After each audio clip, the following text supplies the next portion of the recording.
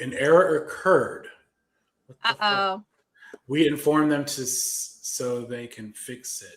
An error occurred. They won't let me go on X because I don't have a premium account. It's your. What happened? They won't let me go on X because I don't have a premium account. Oh. So I'll just save it. I'll just do Facebook because it's easy to switch over. Okay, perfect. Okay, so we're on live already. We are on live. Okay. But we're not on my Twitter Hello, account. everybody. Okay, so we're all getting together to talk about this crazy week we just had. Today was even just crazier. And I feel like things unfold, as the days go on, like throughout the day, it's hard to keep up, especially, if you're working and just getting these news alerts and all this, it's nuts. But I just want to start off by saying, we've got a lot to talk about tonight, but I just want to start off by saying, can we, it feels like there's always five, or let me just say this, a handful of Democrats who do not get the fucking assignment. And it's every single time. I just don't get it. If we could just all get on the same page for once, especially on this, this bill that was passed the House today, and it's now going to the Senate, and we're going to talk about that later in the live. I don't think this is a hard thing to stand on. Basically, this is our tax dollars going to fund abuse, I don't think we've been this unified since we tried to take over Greenland. Those are the two things we've ever been the most unified on. And let me just say, this is really, I have a lot of thoughts, but I'll just say one thing up top and y'all can discuss it and everything else you want to say about this. The pushback that I get when I talk about something like this, where we see a handful of Democrats depart from everybody else, we don't unify, and they're the reason in this case that the spending bill passed, right? So if they had voted differently, we could have stopped funding DHS. And the response I get from the internet is, you don't understand. They are in purple districts. And to that I say, what is the fucking point of having a Democrat elected if they have to vote with Republicans? They might as well have Republicans. Yeah. Why have a Democrat in office then at that point? What bill would you sacrifice? What's the hill to die on? Not funding ICE seems like a pretty good one, right? And that's what I was going to say. If you have to die on a hill, this is the one. You are seeing beatings. You're seeing people pulled from cars, windows being smashed that are waiting. They're waiting to go to the doctor. And here's the other thing. I don't think most people are opposed to this. I think most people, even Trump supporters, support this. And what I posted on my account was, I think you're doing a disservice to your constituents, because I think the bulk of Americans support reining in ICE. I think most people think that they are reckless and lawless. And even if they do want solid immigration reform, even if they do want people deported back to their country, they don't like seeing it done this way. And if you're going to represent people based on what their wishes are, then I think even in purple, even in more red districts, you would see most people saying, you know what? Yeah, something's got to be done. So I really don't understand the argument here that anybody is making for these 7 Democrats. I just don't see it. Here's the other thing. These Democrats, since they are in purple districts, they need grassroots people like us to make the calls, to knock on doors, to give them money. And who will do that for them now? And it really is a huge slap in the face of the Latino community and the immigrant community at large. Because, Democrats, most of them voted against this, but those 7 Democrats will be the reason why a lot of Latinos stay home in 2026. Yeah, at best, they've made people apathetic. Mm-hmm. Yeah. And I would say this, and I did say this already, and I tried to be really nice about it, but I was like, look, if you can't find a way to communicate with your constituents, if you can't find a way to find common ground on something like this, where they are terrorizing people, where they are kidnapping children off the streets, where they are spraying gases in people's face, where mothers are being shot and killed in the face, it's a lot of the face stuff. If you can't find common ground with your constituents on that, then you need to get out of the way so we can find someone who can, because there is going to be someone who is willing to take on that extra effort. I'm not saying it's going to be easy. I'm not saying that, but I'm saying it's necessary at this point. And if you are unwilling or incapable of meeting that demand, then you need to be honest about that and step aside and let someone else take that role. I'm not bagging on all the Democrats. I'm saying these 7 people in particular either made a choice out of like cowardice or just misplaced I guess read. I don't know if they're just not tapped in with their constituents, or they just don't know how to convey and message to their constituents. But whatever the reason, it was a wrong decision, and it's now going to hurt the entire party at large. Now it's going to hurt everyone. So not only are we funding these terrorists, but we also now as a party look weak and ineffective, like we can't unify once again. And that's what everyone's saying. It's like, oh, these Democrats are complicit. Oh, these Democrats are weak. And it's not. It's like these 5 or 7 or 10 outliers, and then you've got 200 plus other people doing the right thing. So this is a bad look all around. Let's be clear. Most of these folks are repeat offenders. They also do not communicate with their constituents. Right. Being in Texas, Henry Cuellar is my representative. Unfortunately, he has been forever and too long. He does not, his office does not answer the phones. They do not respond. I get the same blanket email constantly from his office. It's the same one. It doesn't matter what the topic or issue is. It's the same exact fucking blanket email for everything. Thanks for reaching out, blah, blah, blah, yada, yada bullshit. It's the same exact one forever and a day. He does not respond. And I let my feelings known today in a thread in which I preciously included his crimes in the screenshots. This man accepted a pardon from Trump. One you have to pay for, by the way. So he already was a dino, right? A Democrat in name only.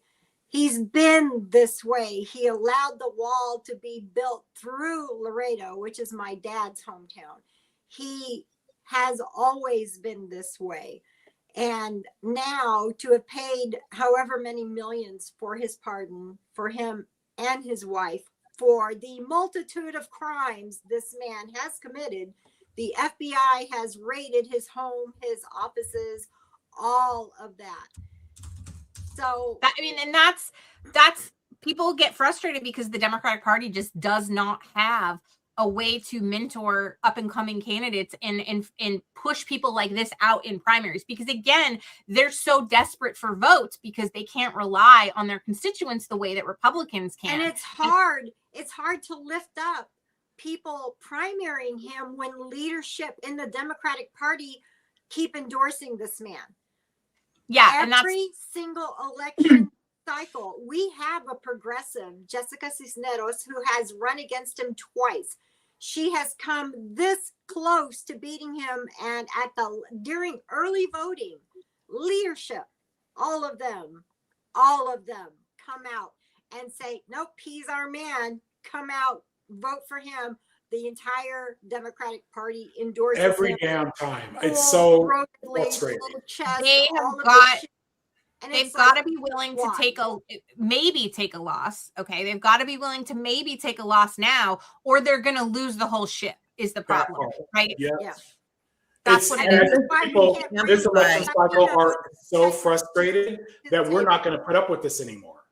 It's just, it's gotten to this point. You know, there was this whole conversation about like, we need to get rid of the seniors or the older people in Congress. It's really not even about that at this point. It's from people who aren't willing to do what it takes, who aren't brave, and are just going the easy route when there's so many issues that are affecting people's lives. People are struggling, and it's not even just the economy. Like, I don't want to see children taken into ICE custody. Like, I just can't deal with that. And I need representatives to stand up for that. The larger problem I see with this is that it demonstrates a lack of leadership of Hakeem Jeffries. And also, I'll give you $1 million if you can tell me who the Democratic minority whip is. Why would anybody? They're probably not doing shit. But anybody? Okay. Right. Is it Catherine Clark? So that's my point. That's my point. That's Catherine Clark from Massachusetts. And my point is that were the Democratic Party a functioning resistance organization at this point, no Democrats would have voted for that because they would have been whipped. Yep. Yeah. I don't mean literally, but maybe I mean literally at this point. Maybe. Because So to that point, these 7 Democrats were allowed to do this. This Right. was not just them going rogue. Right. This was pre-decided that this was okay either for their reelection or that, this is not coming out of thin air. Like when Pelosi was leader, you stayed in line. They made a decision and stayed in line. And yes, some people were allowed to if it took saving their seat, but they still won. right. Democrats The votes were counted. But we're now to the point where I think you lose your seat. Like at this point, like I don't know, like this is not beneficial to us as a party for you to keep your seat and have a job if you are not going to vote for us in times where it is dire and we need it.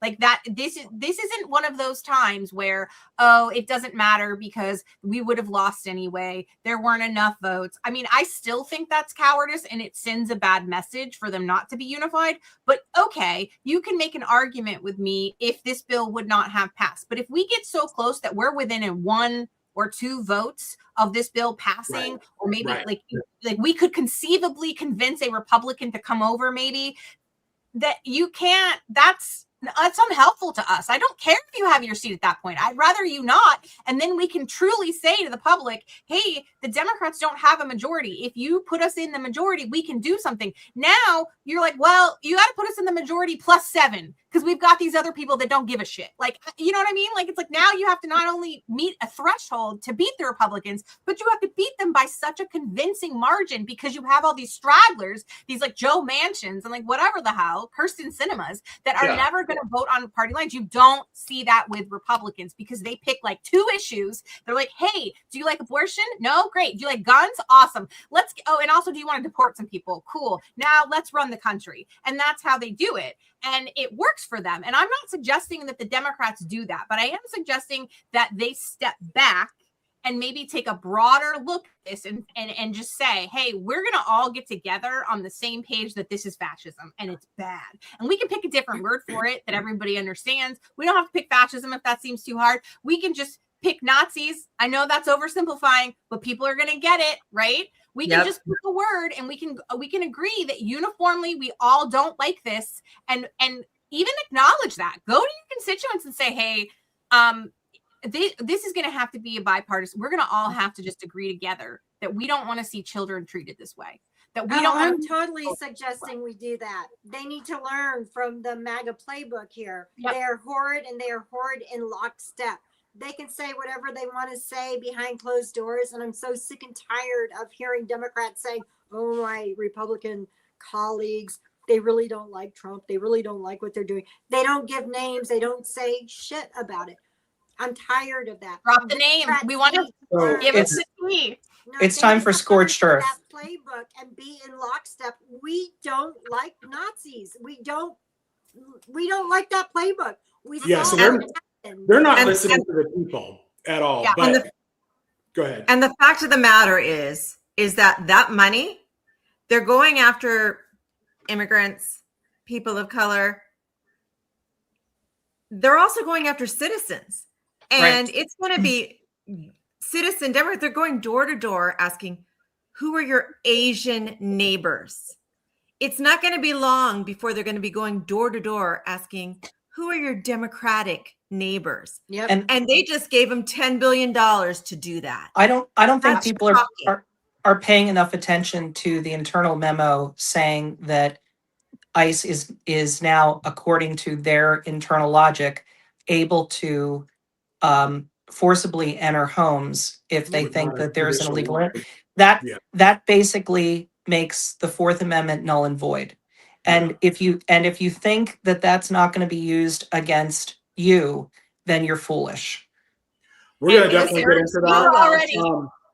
We were already treading delicately through those Fourth Amendment cases. Like, you don't want that going before the Supreme Court. When they start bringing stuff like that, to the Supreme Court and they start pulling back our protections in the Fourth Amendment, it was already kind of tricky. Like, I mean, certain things were clearly defined, but it's kind of like that Roe v. Wade thing where it gets to be open up to interpretation. Then all of a sudden you got a Dobbs decision, and now half the country can't get access to reproductive health care. So that's going to happen in terms of your freedoms. And I think the party that's supposed to be wanting less government is probably going to be really horrified once they realize that's what's actually happening. And that's where the connecting with the people comes into play. And we've talked about this as reformers a lot, how the Republican Party has gotten together, they've gotten in these spaces and they've cultivated those relationships. And so we saw working families migrating over to the Republican Party because they felt like the Democratic Party had stopped talking to them. I mean, forget young white men, forget them.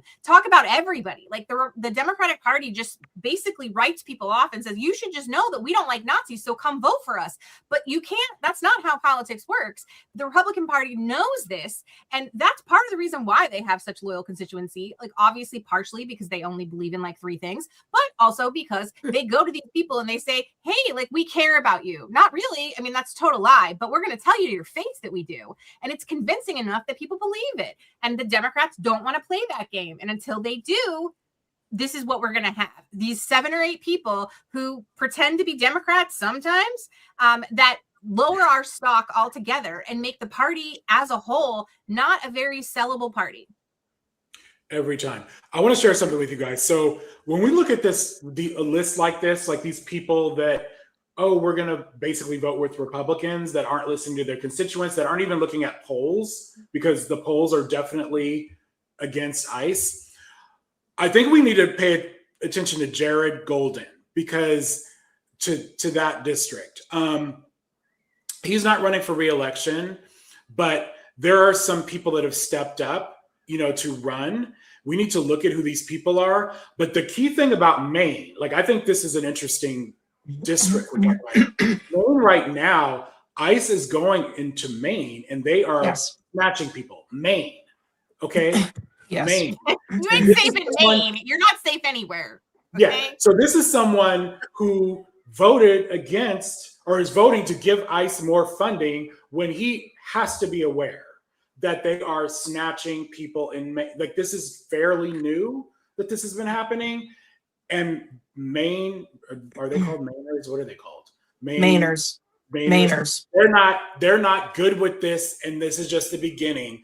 So there's so he announced that he will not seek re-election. And I'm just reading this because I did a little research. A competitive Democratic primary field has formed with Joel Baldacci, he's a state senator, Matthew Dunlap, Paige Loud, she's a social worker, Jordan Wood is a former congressional staffer. They're all running or filing paperwork right now. So these are people we need to look into. And, for me, Casey and I were talking about this. I kind of want to find someone who is talented and who is not like a stranger to social media. And because I've worked with some candidates that just don't. It's hard to fix that if they're not used to communicating on social media. Not that that's all there is, but I think that's a big part of it. If we have a field of 5 people to choose from, just look at all the things that are important to you. And maybe we just need to support a couple of these candidates in the primary, because and one of my big criteria, and I'm sure you all agree, is like, where are you with ICE right now? Would you have voted to advance this bill to the Senate? Like, we can just start there. So I just wanted to say these other ones, there is no clear opponent right now. And in order to really fight them, what's that? There is for Cuellar. Our primary is just a couple months away, March 3rd. Oh, okay. Henry Cuellar does have 3 challengers, 2 Democrats and an independent, and I'm going to be doing a deep dive into them. The 2 Democrats are Andrew Valentine and Ricardo Villarreal, and the independent is Adriel Ventura Lopez. Our primary is March 3rd. Henry Cuellar keeps getting away with shit because Pelosi, Schumer, and Jeffries keep endorsing this man. All of leadership keeps endorsing this man at the 11th hour during early voting. Jessica Cisneros had him in the bag last time. And then everyone came out to endorse him, even though during early voting, the FBI was literally raiding his offices and his home. So who is the opponent here? Tom? Like the primary, who is the key primary opponent? It seems that Ricardo Villarreal is the one that has the most momentum online, that is. And I am not on Facebook, so I don't know what the story is there. I have to do my own research on I'm not in Webb County.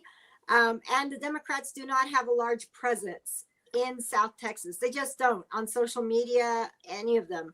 But the three names again, the two Democrats, Andrew Valentine, Ricardo Villarreal, and the independent is Adriel Ventura Lopez. But he does have three challengers. So I've got that in my thread, my rage thread that I put out 2 hours ago. But I did put all three challengers' names on that thread, and the primary date of March 3rd. I did put, let's research, get out the vote for someone on our side.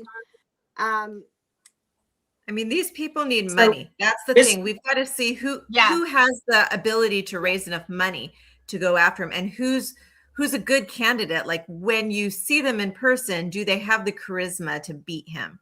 That's it. And the willingness to evolve, right? Because there are people like Susan and I just sat in a call with Beth Macy. She's running in District 6 in Virginia, right? Which is a deeply red district. And one of the things she's doing is a listening tour where she's going to all of these, cities and counties, and she's listening to her constituents, and they're angry, and she's letting them have that time in that space.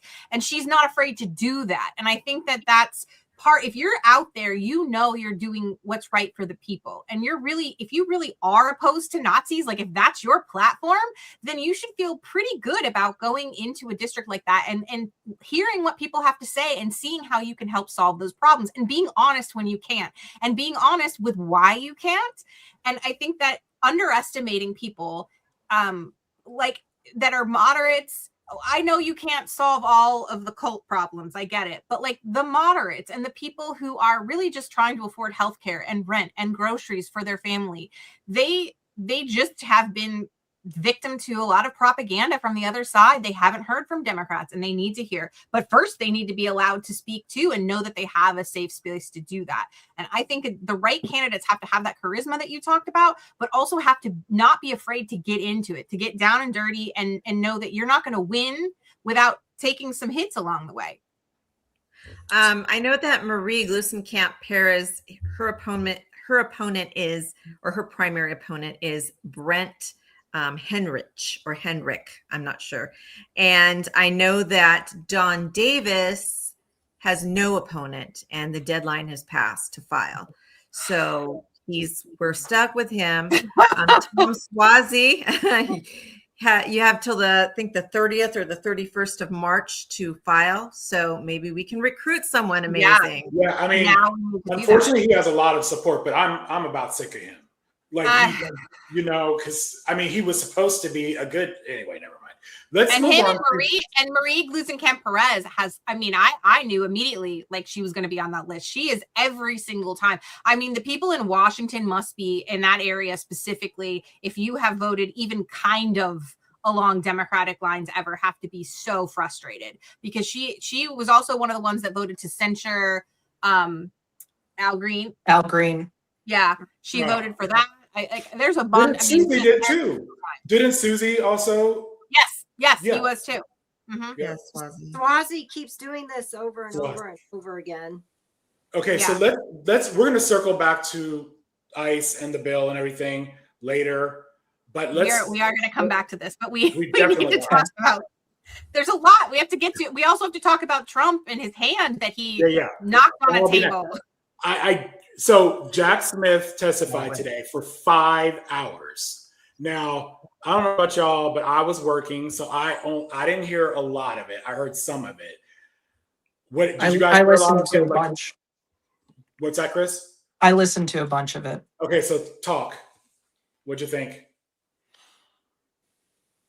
You can't be a Jack Smith and testify in front of Republicans because he is meticulous and professional and thoughtful, and they are bombastic and have no regard for truth.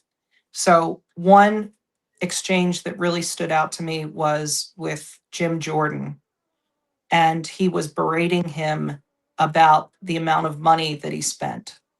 And he was like, do you know exactly the amount of money he spent? And of course, Jack Smith does not want to lie because that's bad. So he said offhand, I am not exactly sure, but I know that we followed the law. We submitted expense reports every 6 months, and I'd be happy to get that for you. And then Jim Jordan went further and said, well, how much did you pay to informants?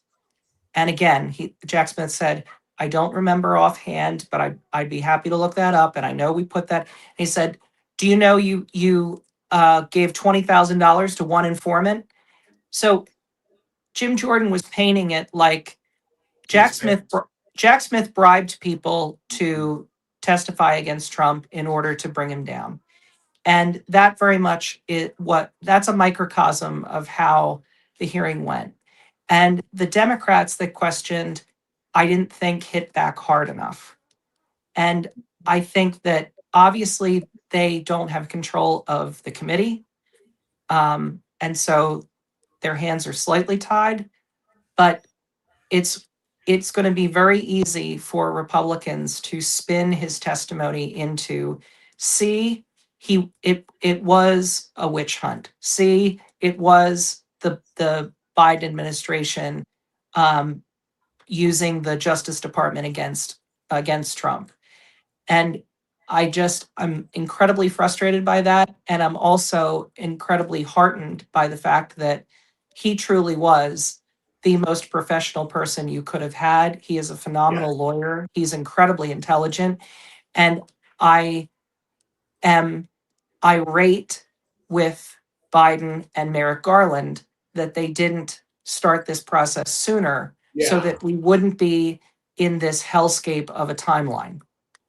One of the most frustrating things about that is that the questioning from Jim Jordan on that is projection. You know 100% that everything they're asking of the Democrats is what the Republicans are doing. That's exactly what it is. It's always that. It's they are the ones doing some of the most vilest criminal behaviors behind the scenes, but they're just not getting caught. And then they come with their full audacity shown for the world to ask questions like this because that's where their minds go, because that's what they do. It's classic. Merrick Garland was one of Biden's biggest mistakes, and even Biden knows it. I mean, Doug Jones would have been a far superior AG, and he would not have been afraid to prosecute what needed to be prosecuted. And I always felt, and initially I will admit, I was like, oh, great, Merrick Garland, this is finally some payback for, the loss of the Supreme Court seat. That went away within hours or whatever, so, but I always felt like Merrick Garland didn't really take January 6th. I felt like he had no intention of prosecuting January 6th. And I don't think he did until the January 6th committee got going. And we, the people, were so outraged by all the evidence we were seeing. He finally had to act. I want to show you all something here. Let me find it. Biden didn't learn the lesson, and Merrick Garland didn't learn the lesson of Richard Nixon and Gerald Ford. Again, there's an inflection point. No, go ahead. There's an inflection point where if we had treated that moment differently, if Nixon had been prosecuted post Watergate, post him resigning, again, we would not be on this timeline. And if nothing else, that should have been a lesson that when stuff happens like that, you prosecute it and you make sure it never happens again. And Merrick Garland and Joe Biden did not learn that lesson. I want to play this real quick. And I will be watching. Oh, sorry to set this up. This was June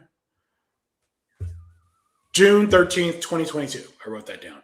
And this is after the January 6th committee was starting. This is Merrick Garland's comment.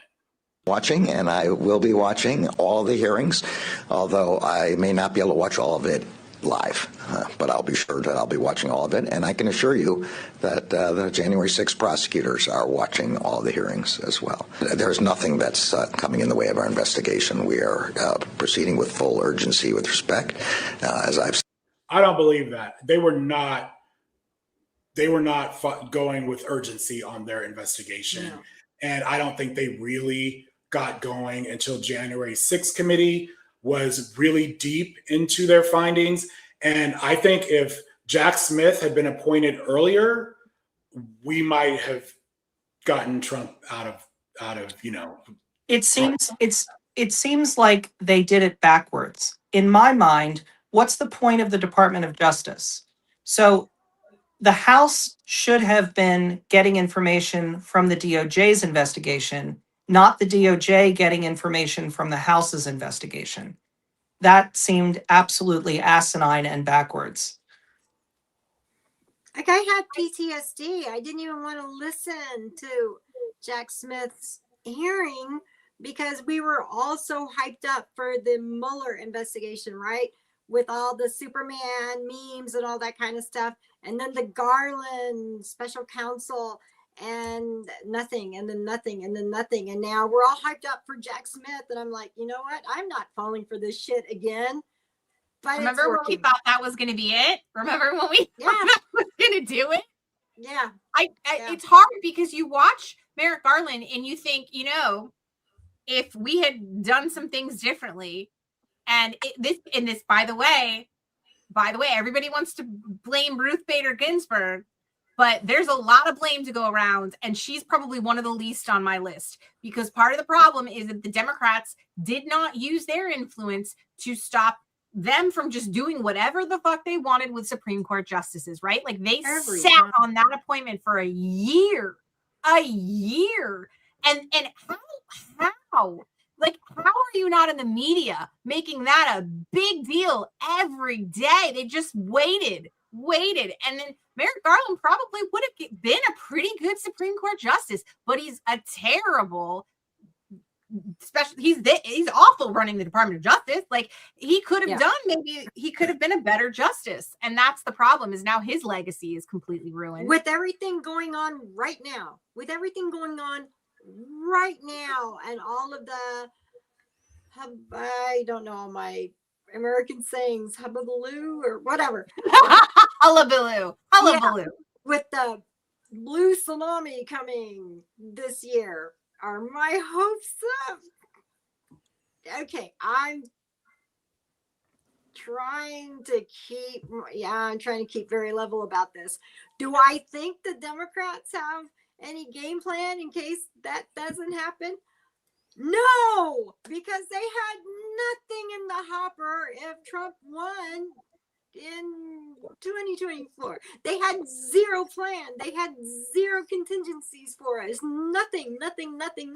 And they're still voting with this monster against our interests.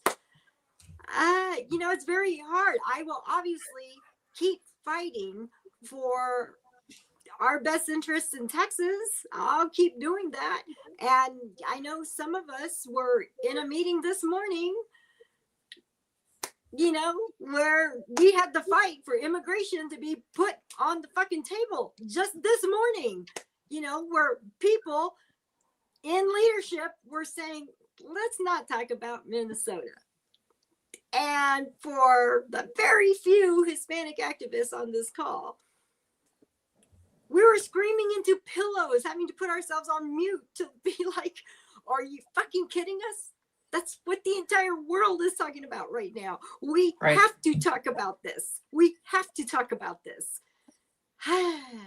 And so many of you may have seen the hashtag that did include ICE today, fund healthcare, not ICE. Well, I think there are a lot of people that out there that really that are, in Democratic leadership that really are afraid of this immigration issue. They're afraid that it's 2024 again, or 2023, 2024, and the entire country voted for, well, not the entire country, but a good portion of the country voted for this. They think that people voted for this. And I would like to say to everybody that I don't think that people voted for this. I think that people voted for racism and misogyny. They didn't vote for their neighbors to get rounded up. They didn't vote for thugs to go break car windows and pull people out and beat the crap out of them. That's the problem. People sit from their privilege and their comfort, and they don't want to know about those things. So if you quietly snuck these people away in the night and no one ever heard about it again, everybody would be fine with that. But the problem is that you're doing it in front of cameras, in daylight, to children, to grandmothers, not to the gang criminals that we were promised, right? Like, not to the terrible people that they were told that they were going to deport, all of the worst people, right? No, it's little children, little baby 5-year-olds in front of their faces, mothers gone, dead, because but I want to bring it, Casey, I want to bring it back to the whole Latino issue, okay? Because I think that the Latino vote in the Democratic Party is taken for granted, okay? I think that time and time again, they were an afterthought. There was so little done to get. I was helping run some phone banks for the DCCC, and we had phone banks where there were only 2 people on the call, two volunteers on the call. Why is that? It's not because there aren't thousands of Latino activists in the Democratic Party. It's because it's an afterthought. So nobody's organizing that. It's like there's that with very rural little voters. Spanish content. They've done that with rural voters. They've decided that these people aren't going to be biggest advocates. They may not vote for them. They're not worth fighting for. And that's the message that it sends them. And that's why they don't show up. We're 12% of the population though, and climbing. Okay. In New Mexico, it's 50%. In California and Texas, we're 40%. In Arizona and New Mexico, we're 30%. And we were an afterthought. Fractured contingency of people like the Democrats do, every percentage counts. And that's the point. You can't run on a platform of helping everybody if you're like, well, it's only 5 or 10%, right? Everybody actually does statistically matter, but morally and ethically matter. So it's a problem all around. And I agree with you 100%. Like, I think that this is such a misstep by the Democrats. I mean, during the campaign, Trump was out there calling Latinos and immigrants animals, poisoning the blood of our country, savages, not human, rapists. And rapists. And but that was before. But during the campaign, he was calling us animals and saying, it's going to be a bloody story getting them out. Okay. Poisoning the blood. The Democrats run one ad with that. It wasn't even mentioned in the town halls that Kamala Harris did on Univision. She could have said that, and it probably would have changed minds, because you know what? When I was making those calls and I was talking to voters, they never heard that before. They didn't know. I actually played that for my students. Did they watch the town hall though? And they never heard of it. And here's the thing. I don't think we can talk about percentage of voting population. Like you said, 40%, Latinos are 40% in Texas and California, without voter participation being in that conversation. Because if you're 40% of the population and you're not voting, that's the problem.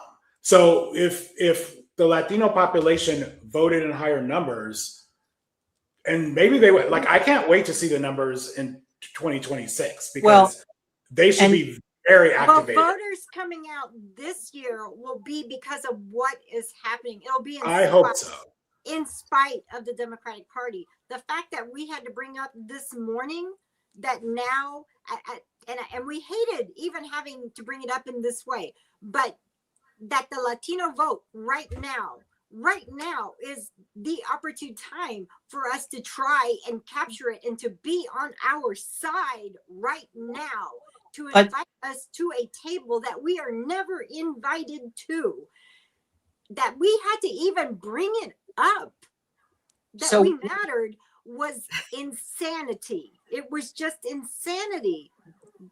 It's hurtful. It's heartbreaking and it's hurtful. And it's like you're constantly having to fight. And every group has to constantly fight. But in general, because Latinos are not legacy Democratic voters, they're not legacy voters. Many of them are new to this country. And many of them are working 2 or 3 jobs, and many of them don't speak English. And now all of the Spanish media, almost all of it, is controlled by right-wing conglomerates.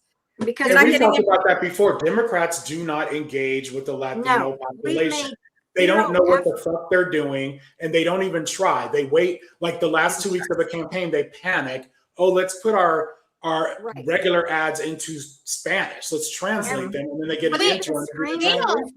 They don't literally have 2 weeks. anything in play for anything. Like, I mean, that's part of the problem is they don't have any kind of messaging campaign, but they always historically think that people are just going to get it. And the same goes for like Latinas. They're just dismissive of them entirely because like, well, clearly they can see we're not calling them animals, so they'll vote for us. And it's the laziest politicking to me. Like, it's some of the laziest politicking I've ever seen, but it's very representative of them as a part, like meaning they do this, if you really look at them, everywhere. Like, it's not surprising. That's what leads to voter apathy for Latinos in Texas. Everywhere, though. I've hit areas in South Texas that no one has spoken to at all, whether it's a residential area. I've even gone to a 300 residence trailer park, really nice residence area. No one has ever hit it before. 300 different families live in this area. No one's ever hit it, ever. There should be no district without an opponent. There should be no Republican district without a Democratic opponent. That is a crime. I'm sorry. I don't care about the money. I don't care about anything. That's ridiculous. Just giving them seats is crazy. The 3 major South Texas Democratic strongholds, like Webb County is getting better. But Hidalgo County, they have 0 social media presence, the Democratic Party. The Hidalgo County Democratic Twitter account hasn't been active since 2018. That's my hometown. That's where I was born, McAllen, Texas. It's a huge my grandparents are from. Lisa, we have to talk. Yeah, I'm sorry. I don't mean to get on my soapbox, but that's where I was born. And so my cousins that are still there in Edinburgh, McAllen, Brownsville, it's a huge, huge area. They will call me and say, hey, anything going on in our area? And I'll be like, oh, there was a mayoral race last week. No clue. And Texas is fucking huge. I'm 5.5 hours from there. It's not like I can just traverse back and forth all the time to go let them know what's happening there. There's 0 outreach. There's nothing there. There's nothing. So that's where apathy comes in. They don't know anything. We're not spreading information anywhere. And if we're just going there the last few weeks before an election, that doesn't help. They don't know anything about candidates. The candidates themselves are not doing any kind of outreach. I don't see any changes happening with respect to that either, which is the concern, because, we're not going to be under the thumb of fascism forever. And at some point, the Democratic Party is going to have to earn their keep again with these people, or it's going to keep happening, right? Like Lisa said earlier, they're going to show up. Latinos are going to show up in spite of the Democratic Party this time because of everything. But we can't rely on the other side being Nazis forever. I hope not. Like, God. My prediction is we're going to win 2026. It's going to, I don't know if you want to call it a blue wave or whatever. And then the party's going to be like, we did it. We're good. I have a question. What's going to happen. So I really anticipate a tactical problem that I don't think people have thought of enough, is that what happens when there are 2 ICE agents stationed at every Latino voting place with any kind of major percentage of Latino voters? What happens with that? Yeah, because that's their tactic. We can see that. That's coming. because you absolutely know that's going to happen. It's going to be, we're trying to protect against voter fraud, and what it's going to be is intimidation. And if you think that, I mean, look at what's happening already, and how many months away are we? And if it's, well, they're citizens, they're fine. No, they're not. They have brown skin, and that's enough to get thrown in a van and disappeared. And how much intimidation is that? And that would be just enough to swing how many districts that. And So there will be nobody to prosecute those people, and there's no backstop at this point. So there needs to be some kind of plan, like honest to God, like escorts, like. No, the people chains. The people chains will work. You can make the people chains Right. to the cars, and we've seen it done before, and it could be done, and that's what should be happening right now. But it needs to organize now. And I know organizing in those areas, the Democratic Party needs They to should have help been organizing already. We've been screaming about that the Democratic Party needs to be proactive about the midterm. But I think Susan had a comment too. Yeah, I did. I'm just curious, that little boy, he was not returned home, correct? He's in Not yet. Texas. He's in Texas, so They're holding him with his father, is the latest I heard. they He's don't in hold isolation. children with adults. There's a They art. I'll do. see if I can find it. That's They do have some we're family. being told. Like, Yeah, I don't They do think. have Listen, family. I don't think we can rely on norms and policies. that's true. because the ICE wrote an article or a post about it, because I saw there was a Facebook comment section and somebody kept citing, oh, but ICE said BBC is lying, and I'm like, they well, lie. at this point, you I have it can't on the trust the screen. government. This is CNN reporting.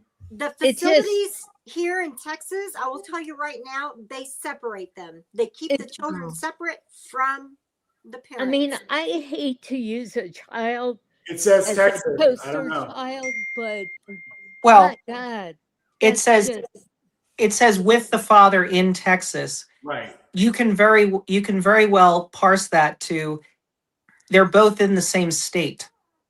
Or Yeah. Like or they're at the same center, or in the not same together. facility, but Right. separate holdings. That doesn't literally mean next to each other. Yeah, they're And we not. cannot they're also not add a in cozy bedroom. Abuse with is a private rampant bath. at these facilities. The kid Abuse has is rampant. a flippin' velveteen rabbit hat on, and you know Right. this image just rips at everything. Yeah. And Yeah. you know, I don't want to use a child, but my God. People need to see what's happening, and that's part of it, is that the touch so many people, because so many people have had a child just like this, and when they're this little and they know enough to know that something's not right, but they don't know enough to know what that is, and so it's just this extra layer of fear, and it's so cruel and it's unfair. And most of us went home yesterday and we cried 4 or 5 times, and then we made a bunch of videos ranting about it that we can't post on the internet, and because we didn't know what else to do. And I think that that's the common feeling of most people right now, which is why I said earlier, circling back to those Democrats, I agree with Milena. I don't think that most people did vote for this. I think that they voted for what they believe secure borders, and they wanted gang leaders gone, and they wanted, all of those things that Trump talked about, but they did not want families separated like this. They did not want this kind of terror inflicted on anybody, for that matter.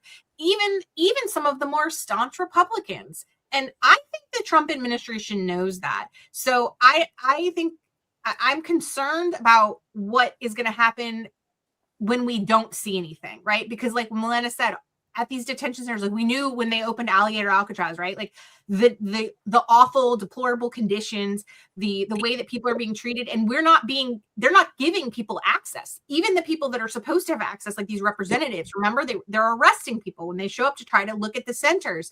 So we're seeing this, but what the hell else are we not seeing? Is where I think that's where my mind goes every day. Yeah, I put people this die comment- at these. I left this comment on the screen. All the Proud Boys working at those places. Have you guys seen a lot of people have drawn the connection? Like, where are the Proud Boys right now? They're in the ICE. 3%? They're busy. That's where they are. And I think that's a good call out because You've never seen Peter Parker and Spider-Man in the same room together. yes, there you go.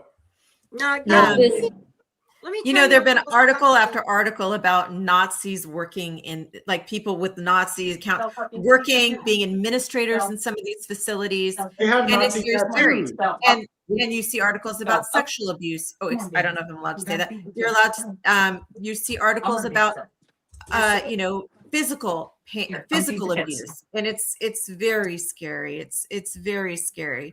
And that people aren't like there at these facilities, like saying, let these people out. I mean, there are people, but the whole world should be doing this. I mean, look at this child. I It could agree. be any It's one of our hard. kids. The death in one of the Texas facilities was ruled a homicide. And let me tell you guys a little something about sycophant Greg Abbott, who is part of our disability community and married to a Mexican American woman. This man is a lapdog to Trump. He will do anything Trump asks him to do, to the detriment of his wife's community, of his own community. He has fought against the Americans with Disabilities Act. He has literally taped off the stairs to the ramps to the Capitol during Democratic events at the Capitol, so that no one else with disabilities can get in to use the restroom. He has done abhorrent things against Texans with disabilities. He's done abhorrent things against Hispanics in Texas, regardless of his wife or her immigrant parents.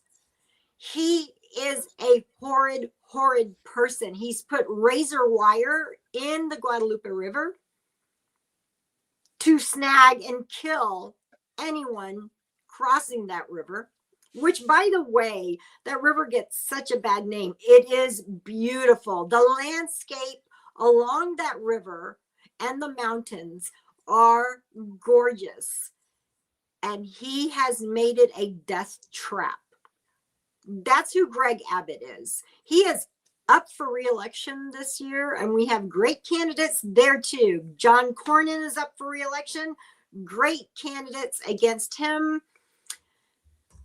I really hope we can get these Texas GOP monsters out of office this year. We are gerrymandered to death in this state. But we have so much momentum here, again, despite the Democratic machine. That's all. Oh, yeah. Just talking in here. Cheers. Somebody brought up the word misogyny, and I think they hate themselves. That it's a huge factor in some of the stuff we're seeing. It's like that strong man attachment, you know, and yeah. Can I bring up something that we talked a little bit about last week? And I want to give Casey props because I saw her awesome TikTok where she started talking about it. And that is, what can we do? And one of the things that we talked about and that Casey did this great TikTok on was talking to your clergy members, showing them these videos and asking them to talk about it during their sermons. Getting involved in immigrant organizations, talking to your neighbors and your friends, sharing videos like this on every platform. Some people, they refuse to talk about politics on Instagram or Facebook. That they're keeping it separate. The time for that is over. The time for playing it safe is over. We need to be courageous and we need to take a stand, take a moral stand, because people's lives are at stake. And so I was on the other day when I was raging yesterday, when I was at CVS, I was like on my way to CVS, and I was so mad about the 6-year-old child that was abandoned on the street by ICE, who took the father. The father begged for them to let him call his wife to come pick up their kid. And he left a 6-year-old girl, the ICE agents left a 6-year-old little girl wandering on the streets. I was like raging in my car. So when I got out at CVS, I saw like this old white guy, and I started, did you hear this story? And he's like, oh, who is this lady? And I told, and you know what he said to me? He's like, oh, I don't believe it. And I said, look it up. And then I was in line at the pharmacy part, and I told everyone in line, I was like a nut job because I was just so mad at the time. You don't have to be like that, but talk about it. You know, the people who I were talking to in line, they were like, oh my God, this is crazy. And make the point that at this stage, not talking about politics is talking about politics. Oh, I like that. And, if everyone did just a little bit, if everybody just had one conversation, we wouldn't be here. That's the thing, is it doesn't take a lot. It takes, I mean, it feels like a lot for us because we're doing a lot more work, because everybody else is going on with their lives and just kind of acknowledging to themselves privately that they hate it and not maybe necessarily sharing with somebody. So like, I talk about it with strangers. Let me tell you, like if you've watched any of my videos, you know, I'm like Melina, I will just unload on random people. They'll be like, hey, how's your day going? It's awful because Trump did this today. And like, I tell them, and I think that if everybody did that with the people that they care about, right? Like where they saw something and if you're genuinely impacted by something, like which most people were, they saw this boy and they said, I am so upset about this. That needs to be taken home. And I think if you're from certain places, culturally, politics is not discussed. Like in the South, the idea of you bringing up politics is like a downer, right? And like, especially with some of the generations, like some of the older boomers, that's just not done. But guess what? We have to shift that. That's on you to shift. Like, that's our responsibility to say, I can't not talk about this. I've gone to too much fucking therapy. Like, right? My generation knows, like, we know better. So we go and we share these things and we say, hey, this doesn't have to happen. You know, call your people, call your members of Congress, or tell your pastor. What's your pastor saying? Like what Melina said, not just pastors, any community leaders, right? Like anybody that's getting up in front of someone that has a platform to share. If everybody just universally said, I'm not going to deal with it, I don't want this, and they called their members of Congress and said, I absolutely am not voting for someone that does not stop funding this, that does not stop, like, because that's one thing Congress can do, is they cannot pay for this. They can say, we're not going to pay for this terrorism. I don't want to do it. And if everybody just was honest and shared a little bit, then all this propaganda that the Republicans keep dropping into Facebook forums isn't going to keep growing. It's going to die, because the more people that are invested in what's happening, the less they can hide with their lies and their stories and whatever right-wing media that they have, which is like a lot of it. But grassroots, we know, is impactful and we know it's effective, but people have to do it. So I just don't know how to turn away from this. Don't forget your local officials either. Yes. Oh, yes. The state and local people too. Yes. And we have a call to action slide. I could have put that up. Sorry. I guess we were going to do that at the end, but like. Yeah. I mean, so do we want to continue talking about ICE or circle back with the CTA? I mean, well, I think we can do that at the end. What's Susan's question? Yeah. Susan? I live in a neighborhood where there's a Hispanic family down at the corner, and the neighbors want to call ICE on them. That's where I live. And it's very disturbing to me because the kids love my dog. And I don't know, what do I do at this point? Do I, my neighbors, I'm intimidated by. I'm not going to stand up and say, don't do that. I don't know. Warn your neighbors. Can you show them some of these? Could you show them some of these videos? Like, did you see this? And like, what do you think about this? Like, look at them getting US citizens. Like, look at what they're doing. What do you think about this? And then say, what if they did it to your child? What if they took your little boy? No. They're what? No, That kid probably has fentanyl in his hat. Wait, are they yeah. citizens, Susan? They're What did just you say? Hispanic? Unfortunately, yes. But, you know, I live in a country, so this is what you're going to find. Well, and she's talking about her Republican neighbors now. No, Yeah. no. Yeah. I mean your Hispanic neighbors. Are they citizens? Right. Yeah, they are. I don't know. Oh, There's like both. two Okay. males in the house. Okay. And Can you two talk to females. Can you talk to them? Can Yeah. you reach out to yes. them? Can I you went warn to- them that they have this evil down the road? At least just warn them that. Really? Okay. Yeah, Yes. I mean, I went to Absolutely. all the Hispanic neighbors in my community, and we're all on a WhatsApp now. Like, Yeah. we don't, Okay.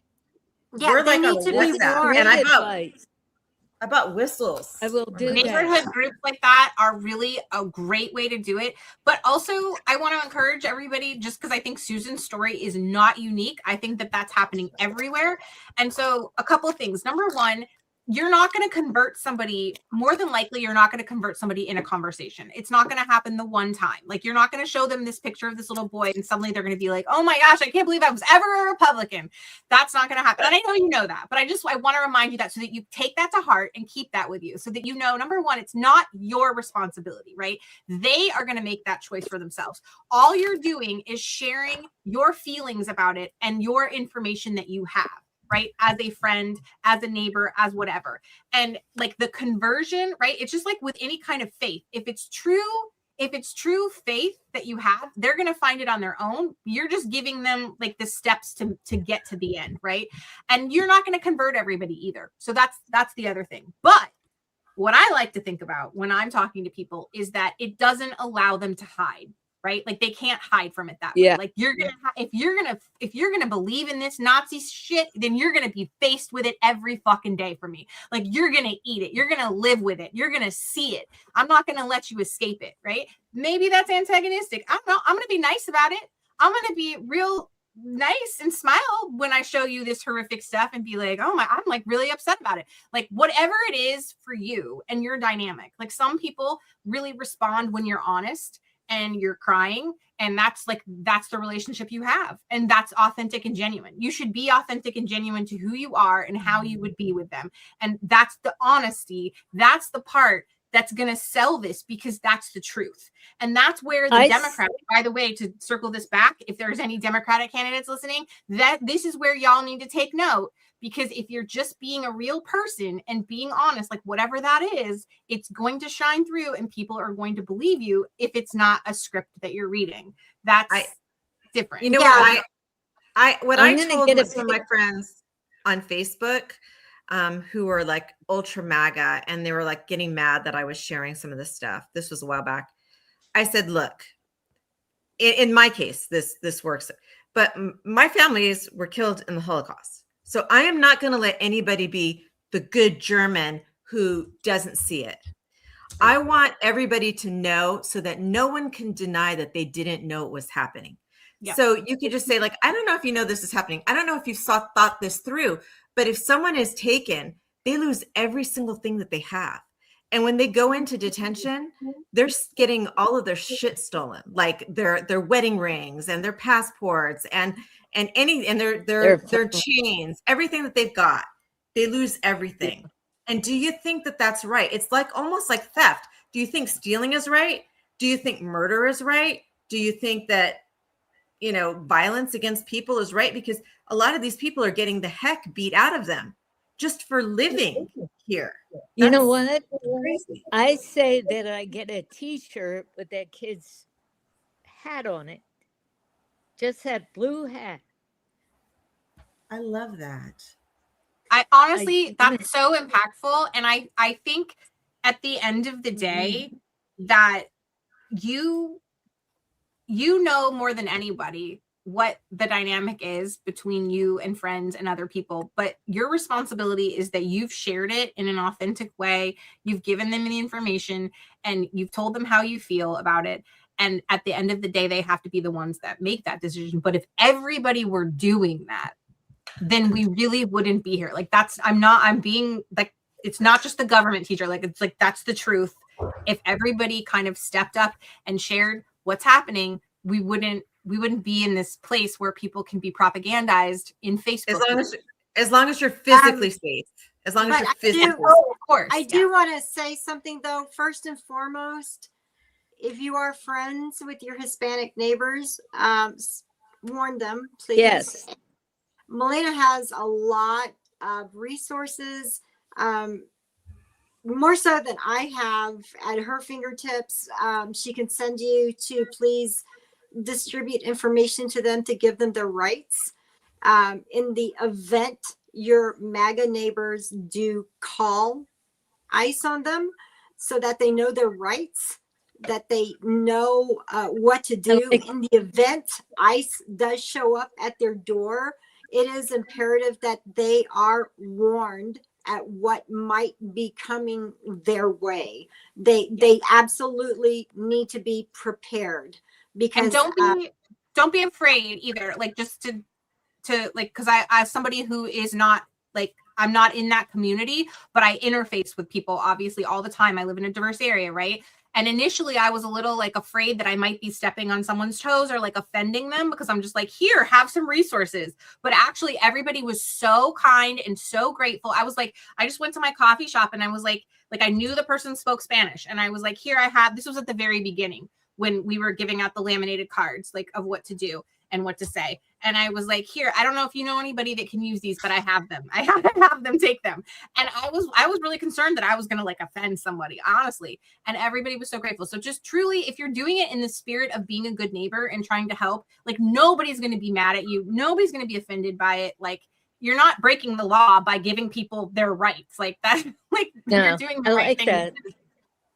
Next week, I'll have like a list of certain things that you could do. Like, there's also like a document that you could sign where this way your member of Congress can go and get information about you. So things like that, having a list of all of your emergency contacts and your lawyer and everything like that. These are things that everybody that are at risk. We'll do a call to action next week with that as the focus point, and we'll go through each one next week and have that ready for people, so that way we can have a shareable document, but we'll also go through it in the live. I think that's a great idea, Melina. If not to put too much on you, but like whatever you have that we can use, that'd be great. Awesome. So I Has think everybody seen the video? It's about a week old now. That is from somebody's cell phone. It's in Minneapolis. It's in the dark, and it is a neighborhood, and the neighborhood coming like all together and yelling and whistles and, you know, ICE is here, lock your doors. Yes. And I posted one that. gentleman at the very end just yells, "They're here." And it's, if you've seen it, you know. If you haven't, it is so poignant. It is like, it is watching what Nazi Germany would have been, you know. And that really made me think, we're not going far enough. We need to think in Anne Frank terms. We need to think not only in terms of like going down and warning your neighbor. We need to think about, there needs to be a place in your house as a white person to hide people. Like, we're at that stage. We're at the stage where we're at the stage where we need to be thinking like Underground Railroad type things. We need to be thinking Anne Frank type things, because if we don't right now, it's going to overtake us and we're not going to be prepared for it. And things are moving so incredibly rapidly that we are always on our back foot. And their budget is like going up by like 20-fold or something crazy like that. It's scary. I mean, I might sound like tinfoil hat right now, but you know, if I had told everyone a year ago what was happening right now, I would have sounded tinfoil hat. So listen to this. Well, on Chris's point, listen to this video.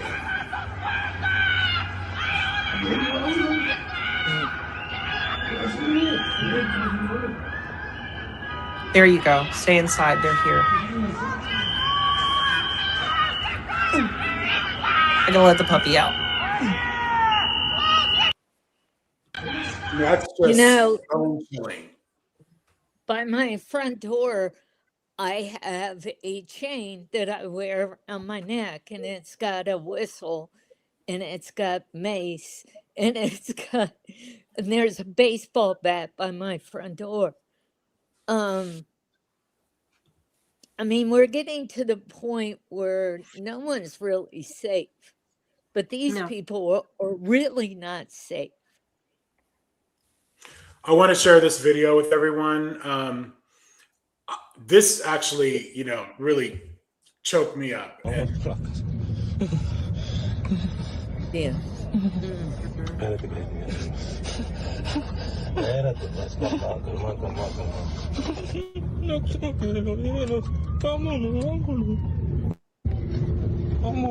This kid is 15 years old, and this was his worst fear, them coming for his father.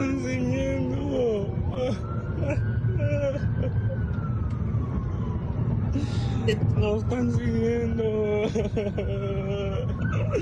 No quiero que se lo lleven, pues. We didn't know what was happening. But they were still chasing us, and that's when they started hitting our car, trying to flip us.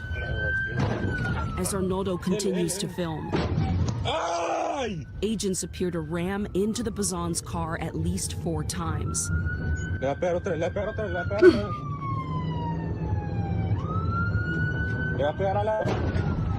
DHS doesn't just deny their allegations. They actually say that Arnolfo, the father, struck their agents with his vehicle. Okay. That's DHS's official story. When we told them that we had video showing that not only was it actually the reverse, that their agents struck him 4 times, that was sort of the point in which our conversations with DHS broke down and we could no longer get answers from them. When was the first time that you tried to tell them, I'm a citizen? When I was on the ground, and I was in the headlock, and then he told me, you're done. I was like, I'm underage, I'm a U.S. citizen. I'm underage. We're from the United States. And he choked me more, so I guess I couldn't speak. What kinds of things did you hear them say to you and your father? A bunch of racist stuff. Like, they were calling us criminals, that we didn't deserve to live in the U.S. Beaner, border hopper, illegal, like son of an alien and all that stuff, a dumbass, all that stuff. He and his father are held in a car. They're detained, handcuffed in a car for several hours, and eventually they confirm the boy is a U.S. citizen. They drop him home. When he reaches home, his clothes are completely torn apart. He has scarring and bruises all over his upper body, and his sisters are in shock. You can see there, they bring him to a hospital, the Texas Children's Hospital. He's immediately rushed into a trauma unit. A nurse there calls the police and actually initiates a report to say that this minor, this 10th grader, has been choked, has been beaten. So I mean, I want to hear everybody's feedback on that, but like that really got to me. And there's so many things. They beat this kid. They didn't care if he was a U.S. citizen, and he ended up in the hospital. His father was deported, and then his cell phone's missing, and it ends up at a pawn shop for sale. And so if this just, to me, this goes to the corruption of DHS and ICE. There are other stories about this. I posted this last night, and someone replied that they actually saw ICE going through a family's newly bought groceries and took them for themselves.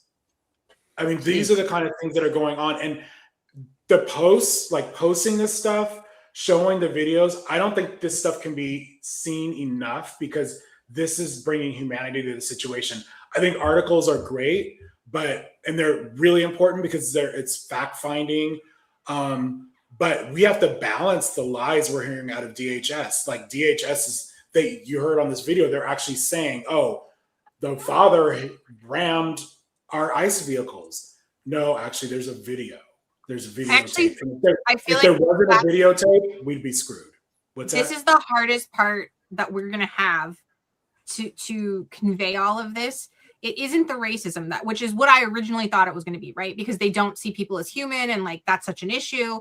And there's all these feelings about, who was here first and who's entitled to the land. which is like normally where I go is I'm like, this is all stolen land anyway. I don't know why you think that you belong here and they don't, but okay. Like, right. Like we get trapped in that. What people aren't talking about enough is this is your government lying to you. And people don't want to believe that. They have a really hard time. Yeah. Even my mom, like, remember I told y'all when she was visiting right when he was getting inaugurated, and she was like, but why would he do that? Like, she could not fathom the idea that these villains exist and that they are grifting the American people, that they are giving money to their billionaire besties, and they are doing all of this. And it's happening, and people are like, well, surely these videos have to be fake. This can't be real. No, but it is racism, though. It's 100%. But I just mean, like, they're trying. It's 100% racism. Wait, hold on. It is like these videos are super hard for us to watch. You know, I have a Tio Nofo, and these are fucking hard. These are hard to watch because these are the children I taught. These are the children I taught. These are babies. They are not adults. Okay, wait, hold on a second. These are our people. These are our family members. I mean, we just got married a week and a half ago, and we could not put anything out on social media. We could not tell anyone. We couldn't tell anyone out of fear that someone would show up. Like, I didn't let any of my family know in South Texas because I was fucking afraid that some of them would show up and then some of them would get taken. This is out and out ethnic cleansing, and they're trying to wipe us out, and they have such a fucking perfect excuse right now because nobody's doing anything. Nobody is doing anything. The Republicans are not doing shit. And so they should all have Trump as an albatross on their necks for this year on every single Republican election. The Democrats are voting, not all of them, but some of them are, because leadership is not reining them in. They're not whipping their votes. And we should hold them accountable for all of this because no one is speaking up loud except us, except grassroots, except citizens. And so we do have this blue wave this year. It's in spite of them. It's because of us. If we do have this blue wave, we should still hold them to account. We should not let them rest on their laurels thinking they won this. No, motherfuckers, we won this. We won this in spite of you. These videos, you didn't do anything. We're doing it. Let me add to that, because when we criticize our representatives, our senators, there is a tendency, I think we all get it in our replies, like, oh, you shouldn't, criticize Democrats. Like, Democrats shouldn't criticize Democrats. Why not? Why not? Like, we're in primaries. Like, this is the time. The Republicans totally do it to other Republicans. We have every right to push these other candidates. On a live telling you all to go talk to your neighbors. Why aren't they talking to their neighbors across the aisle? Why aren't they talking to their Democratic friends that are doing this, right? If we're going to hold people to the account, like you and me, to go talk to people that don't agree with us and say, hey, look at what's happening to these children. Like, look what's happening. Look at this brutality, this terrorism. If we're telling other people to do that, why wouldn't we expect the same from our Democratic representatives to go talk to other Democratic representatives and be like, get in line. This is fascism. Like, this has to stop. It's not gonna just go away. And that's what I was trying to say before, is that, like, the challenge and the hurdle that we have is to make people believe that these images are real, because people are seeing them and they're having the same visceral reactions. They're crying. We're all crying. But the problem is that they're telling themselves it's not real. And that's the separation. That's where the cognitive dissonance is. Not everyone. Some people are fine with it. There's still terrible people out there. Like, not everyone, but like there are. If you're fine with this, you are a terrible person. Like, period. Like, there is no nuance. I have an idea. The idea is I mean, it would take a lot of coordination to do this. But my idea is, what if Americans across the country use those projectors that a lot of people have? Not everybody has them, but the people who do have them, to project these videos, not all the same, all different videos, because there are hundreds and hundreds of these videos on the same night, and do press releases about it. I mean, what if we all did a big action like that? That it doesn't take a lot of money. Perfect. But this is where, and I'm not saying we are going to have to do it without them. Like, I know that. Like, I want everybody to understand. I'm not just sitting on my ass going, I guess we just lose. Like, obviously we're all working and we're all trying. But I'm saying it would be so much more effective if the Democratic Party were behind some of this, right? Like, if they were working to help direct some of this, because showing those videos, there is nothing about that that's illegal. That's actually patriotic as fuck, right? Like, that's calling for law and order, right? That's supporting all of the things that this Constitution and this land is about. So why wouldn't we see a leader coming up with something innovative like that, trying to get us all? That would renew hope for a lot of people, and people that feel left behind and disenfranchised would feel we could finally unify behind something. Why is there no voice doing that? That's my frustration. We should be able to ask that. We need to be, if not now, when? Yeah, it's it's crazy. Y'all, this is hard. As a civics and government teacher, it's difficult because we saw this coming, but it's also like seeing everybody, like, I just want to bring everybody together and have like a group hug and just I don't really want to touch people, but like, like bring everybody together. This is the autism, right? I want to bring everybody else together and like comfort everybody, because I know it's hard and I know it's difficult to do some of these things, but these are children. Like, I'm taught this level of student and they are not adults. They're not even, there's a reason that consent happens at 18, right? Like, and even then I would say my 18-year-olds were like baby. They're not like your neighbor that's an adult that's, I don't know, driving around the neighborhood, and they're kids, babies. 15 years old is just a kid. Yeah. I mean, I also taught high school. To be, yeah, they're sweet. Somebody not has all to of be them, the but person they're to sweet. They're innocent. They're just children. They're just they look kids. older, and that's the problem. Is they hit the growth spurts, and then they look older. And what's I forget the word. What is it when you're like taking somebody that's young and you're trying to make them older? There's a lot with Black youth. They do it with black boys and girls all the time. Yes, like where you try to make them older than they are. What is it? Because they'll say man instead of, or woman instead of what is child. the word for that? I'm sorry. That they're precocious? Is that what you're going for? No. There's a word. I don't remember. But honestly, it's always in the Black community. They always see 100%, and it's the opposite of infantilizing. It's the opposite of infantilizing. Yeah. So, Adultalizing.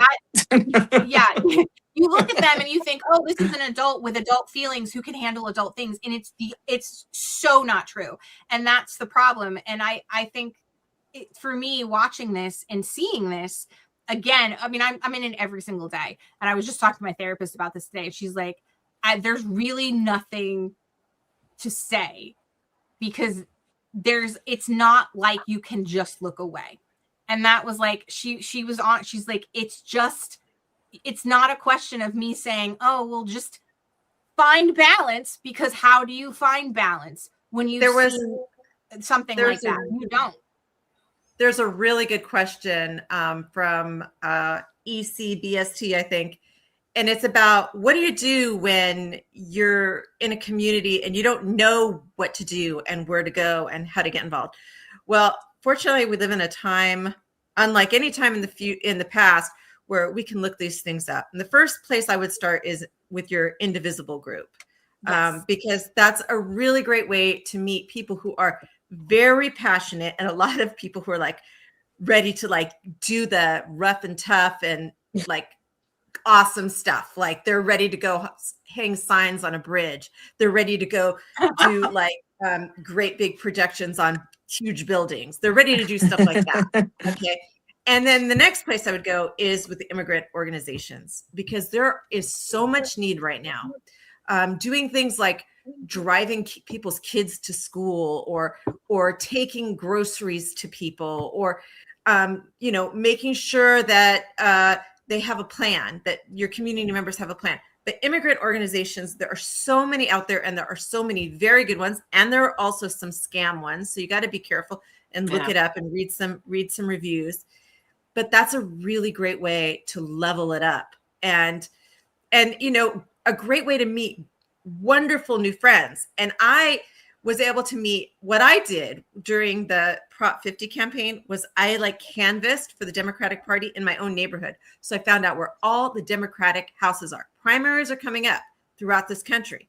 So doing that in your own neighborhood, canvassing in your own neighborhood, you'll sign up on mobilize.us. You can find events throughout the entire country from all the Democratic events on mobilize.us. And if you get involved with a canvas, sometimes they'll try to assign you to whatever, some strange precinct that has nothing to do with where your family lives. But if you ask them, nope, I want to get a precinct by my house, then you can find out where are all your allies in your neighborhood. And that's another thing that I did. And they're all on my WhatsApp chain too. And they all got whistles, or some of them still haven't gotten theirs, but I brought whistles by because I want them to know that I expect them to be an ally for our immigrant community. So I like awesome. this. I like this. And what Melinda, I want to say thank you all for the advice. I have to hop. Night, Susan. Thank you for great call. popping in. Good night, Susan. Chris. Thank you, Love you. Marina. Thank you, Casey. Take care. Bye, guys. love you, She's doing Susan. some of the best work. Good night, too. Susan. Yeah, I wanted to add on to what Melina was saying. Sorry to have gotten on my soapbox earlier. We like it. Bring it every time, Lisa. We need it. You know, that Mexican Spanish passion I have. But yeah, what Melina was saying on Mobilize, there are so many opportunities to get out there, to canvas, to meet your neighbors. Almost always you're going to be given lists for friendlies. So you'll get to meet your community, your Democratic neighbors, not just for immigrant causes, but canvassing for your candidates in your areas, for events, rallies, for all kinds of fun stuff in your various communities. I'm a field gal. That's where I do best. And it is not as scary as a lot of people might think it is. I love meeting people where they're at, talking to them, answering their questions. And it's more important than ever to get your community to register to vote and to follow up on that, make sure that they then know where their polling locations are, where to vote, just, giving them all the information they need on all of that. Here in Texas, we had another thing happen.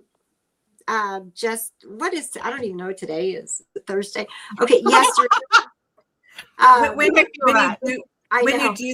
When you do these canvasses, or when you go canvassing, it tells you who the Democrats in the House are. So sometimes you'll go to a house and there's only one Democrat and they're 24 years old and they're a kid. And if you feel unsafe going there, just skip that house. Always take it. But what we do here, which I think is critically important, is the buddy system. Always take someone with you. I think that's just good common sense and safe. Also research all your candidates in your area, and then go from there. Now here in Texas, I'm sure most everyone heard of the horrible Uvalde massacre a few years back. Just yesterday, one of the acquittal. Yeah, Adrian Gonzalez, one of the police officers, was acquitted of charges that he failed to confront the gunman at Robb Elementary School.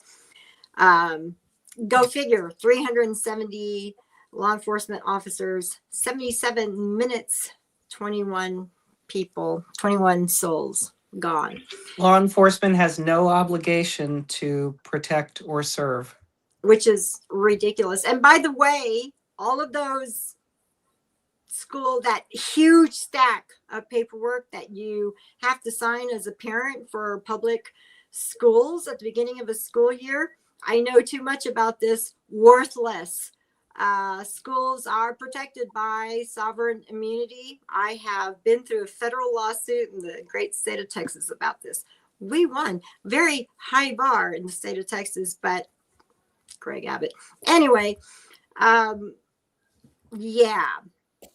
I think you made a great point earlier about getting involved in terms of canvassing or phone banking or anything that many times, more often than not, you're talking to friendlies. You are. And that if you're trying to recruit people to do that, to just really reiterate that to them, that if you have any apprehension about it, that more often than not, you're speaking to people that are more on your side than not. And it's very unlikely to be confrontational. Exactly. And when you have it's small empowering. Right. And when you have small communities like Uvalde, which is just like an hour from me, that's even more empowering, where you can get out and meet these families and let them know how important their causes are to us, how important gun safety is, and all the other issues, of course, that are affecting not just Texans, but Americans at large. So yeah, try to get involved, go to Mobilize, see all the different events that are out there for you to get involved in, and get involved. It's more important than ever. Do what you can. If you're not a field person, there's phone banking, there's postcarding, there's a lot of postcarding events, there's letter writing events, or just call your members of Congress. I usually have that number right at the ready. I'm sure somebody has it by memory. It's what is it? 202-241-3121. I'll type it in. Yeah, call them daily. It's just as important to call your MAGA representatives because every call is recorded. Every single call is recorded. So they need to know, because every Republican candidate on the ballot this year, it's Trump.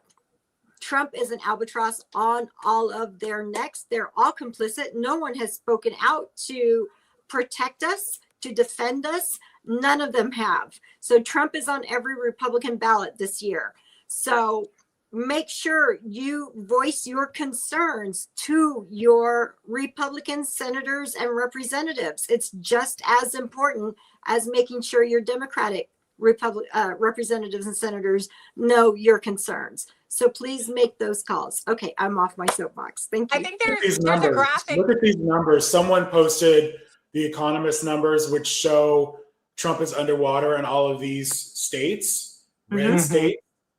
And so this is the biggest opportunity for Democrats to come in and actually do some organizing, to actually find some candidates that can run in these states. These disapproval numbers are not wins, but it's huge.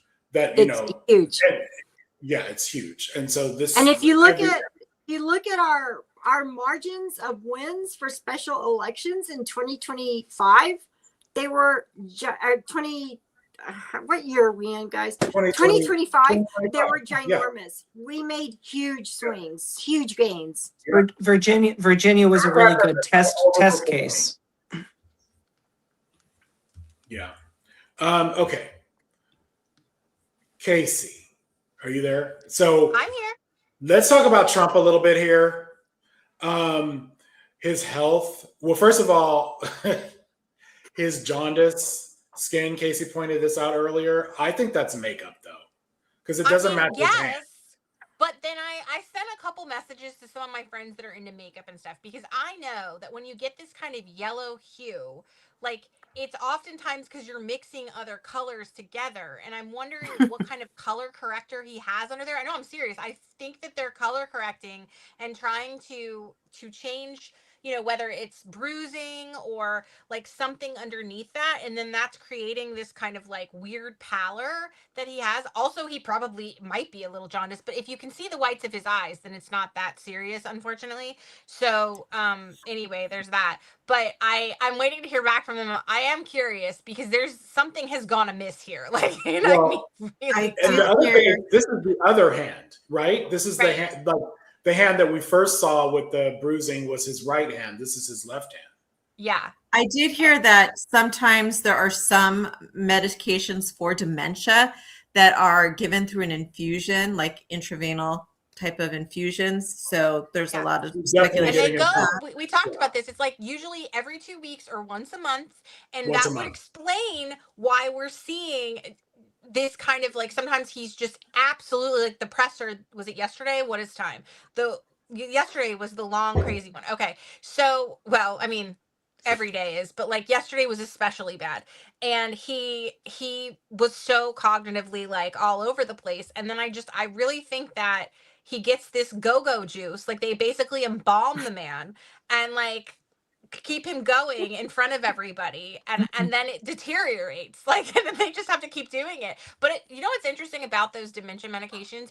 I did a quick search. I am not a doctor and I'm not in the medical industry, but I do have chronic illness. So like I've had my fair share of stuff, and it looks to me like most of them have an end date. They have like a maximum time that you can be on them. So like 16, 18 months, like max. And then I don't know if they go on to a different medication or if that's just when the dementia gets worse or whatever it is. But anyway, with most of these treatments, it's not permanent. So he's not going to make it through the 4 years is what I'm saying. Like it's just they're biding their time at this point. I think he doesn't look good. And the idea that they're trying to spin us that he accidentally just like he knocked his hand on a table.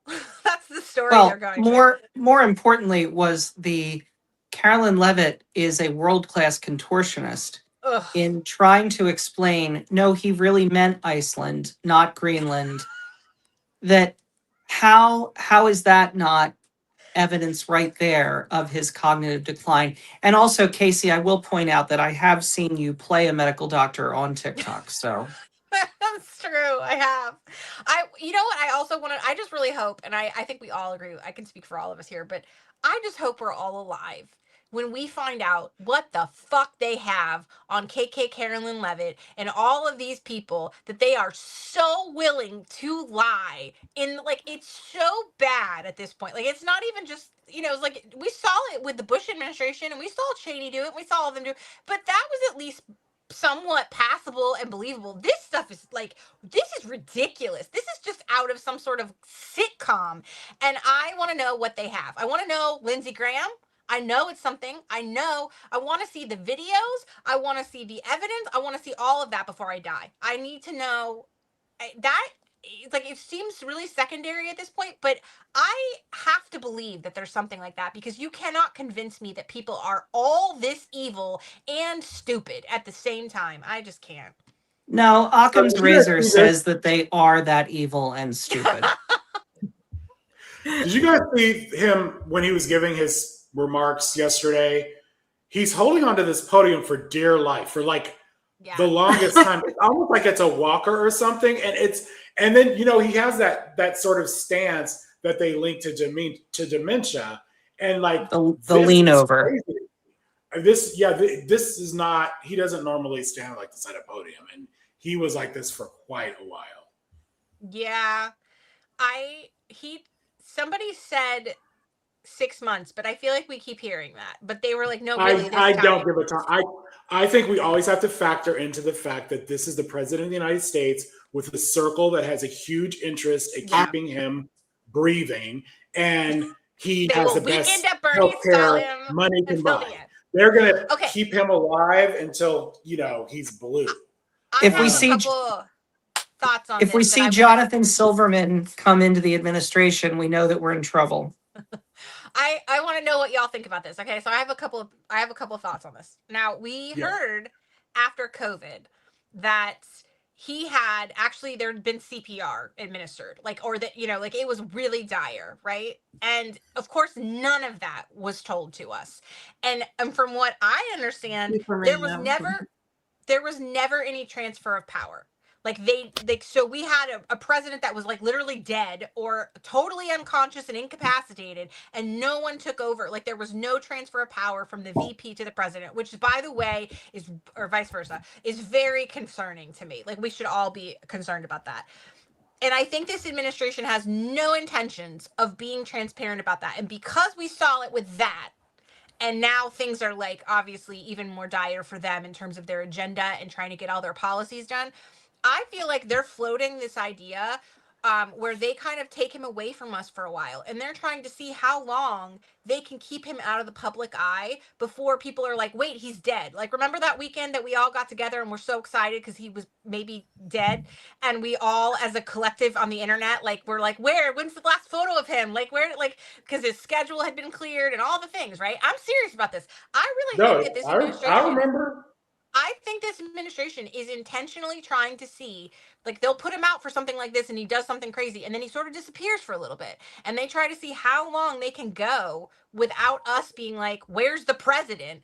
And that we get used to that idea. I think he comes out and does some of these real flagrant things so that we all saw him, and then he goes away. And they're going to do that more and more and then keep the gaps broader and bigger so that they can, I don't know what they're doing in their evil lairs, but it's something. I just hope that the media, when he does finally go, doesn't make like a whole respectful day out of it. I mean, it should not. No deference whatsoever. I mean, he's the worst thing that's ever happened to this country. I know so many families that the people don't talk to each other. We barely talk to some of our in-laws. Like, I haven't spoken to some of my husband's family members since COVID, because they kind of disinvited us during COVID because I had the gall to ask for a test. And there's so many families like that. There's so many people in therapy because of this man. There's so many people that they love this man more than their family members, more than their kids. Can you hear me? Yes. Sorry. Yeah. Sorry. We can hear you. I can't hear. You're gonna probably have to jump out again. Yeah, you'll probably have to come back. Does anybody have theories on this flight where it returned? Trump's Air Force One returns to Maryland. I think something happened in the bathroom and they had a biohazard and they had to come back. I'm not being facetious about that. I'm being serious. Like, but how come? I heard they were on separate planes. Like, after that, he was on a new Air Force One, the smaller one, and then the what were they? The journalists were on a different flight. Yeah. That's what I think. I think they can't. He's getting to the point where people can't be around him without it being so obvious that he is incapable of leading this country, that I think that they are now having to separate, like, and they can't be on the same plane, like, for that reason, because they can't hide it. I think that's what it is. I'm serious. Yeah, I'm not being I'll buy facetious. that. I think that makes sense. I really think that we're at the point in this now, again, and I stress this, it's crazy to me that we've gotten this far in a year. And I really, I knew it was going to be bad, but we knew, and I thought he'd kind of be dead by now, to be honest. But there was another part of me that's like, yeah, I mean, he's going to get all this great healthcare. That's fine. What I didn't anticipate was how clearly ill he is, and how there's not anybody stepping in to talk about that, especially when we're talking about on a cognitive level. And and Chris was really great. Chris went and looked this up for me, by the way. Thank you, Chris. Because I was like, I feel in my mind, which now I can't trust because the fascism has ruined me and my brain for time and things. But I feel like we have seen we've seen transfer of power, like, for procedures, right? Like, so, like, and I thought Biden had done it. And so Chris went and looked it up. and he found all this information of like people that had colonoscopies, like Bush had 2 colonoscopies. I was kind of like, did Obama ever get his colonoscopy? Because it doesn't look like he ever transferred power, and I am a little concerned about that. Somebody check on him. But everybody did that in the modern era, right? Like that colonoscopies were a thing and like whatever, right? And Reagan, of course, during his surgery after he'd been shot. So there's this long litany, and then with Trump, nothing. Like not and like with COVID, he was hospitalized for days. Like we know that he was unconscious. Like we know that he like in the minimum, and none of and they didn't ever once do it. I don't think they have any intention of ever doing it. So in terms of the 25th Amendment, which is like one of the things we were going to talk about here, like I agree with Chris, who we were talking about this, that it's not the Democrats' job to invoke the 25th Amendment. All right, that's a Republican thing because they're in power. However, it starts with the vice president. Right. However, I do think it's fair for us to be talking about the fact that seems like an administration that is unwilling to do that when it's necessary, because obviously there have been times already, and notwithstanding cognitive issues, just like, I mean, illness or procedures or whatever that he's had to have done, and he's incapacitated, and yet he's still the president. That should be concerning to everybody, no matter what party you're with. By the way, did you guys hear him talk about being a dictator in this speech? Yes. I mean, that was insane. And the press isn't really making that big a deal out of the fact that he's like, oh yeah, dictators, yeah, sometimes you just need a dictator. I can't upload media on here because I moved over to my iPad, sorry. But there's a clip that's like, sometimes you need a dictator. Like, no, you don't. Like, what do you mean? And you're right. Like, it's not so much that he says it, because we know he's just absolutely off the deep end, like, and a bad person to boot. But where is all the outrage? Like, are they just so numb to it now that they're like, oh yeah, like, well, he just said this crazy thing today. Because like, I'm not numb to it yet. Like, I keep seeing them, and I'm like, what do you mean? Sometimes you need a dictator? No, that's not right. Like, yeah, nobody should be numb to that. I mean, he's proving it day in and day out. Nobody should be thinking, oh, this is just a joke. He's just being, ditzy, haha. No, we're seeing it on videos worldwide. I am so embarrassed. Like, just as a side, like, I know this is not helpful to anybody, and we try to be helpful when we come here and try to have like good discourse.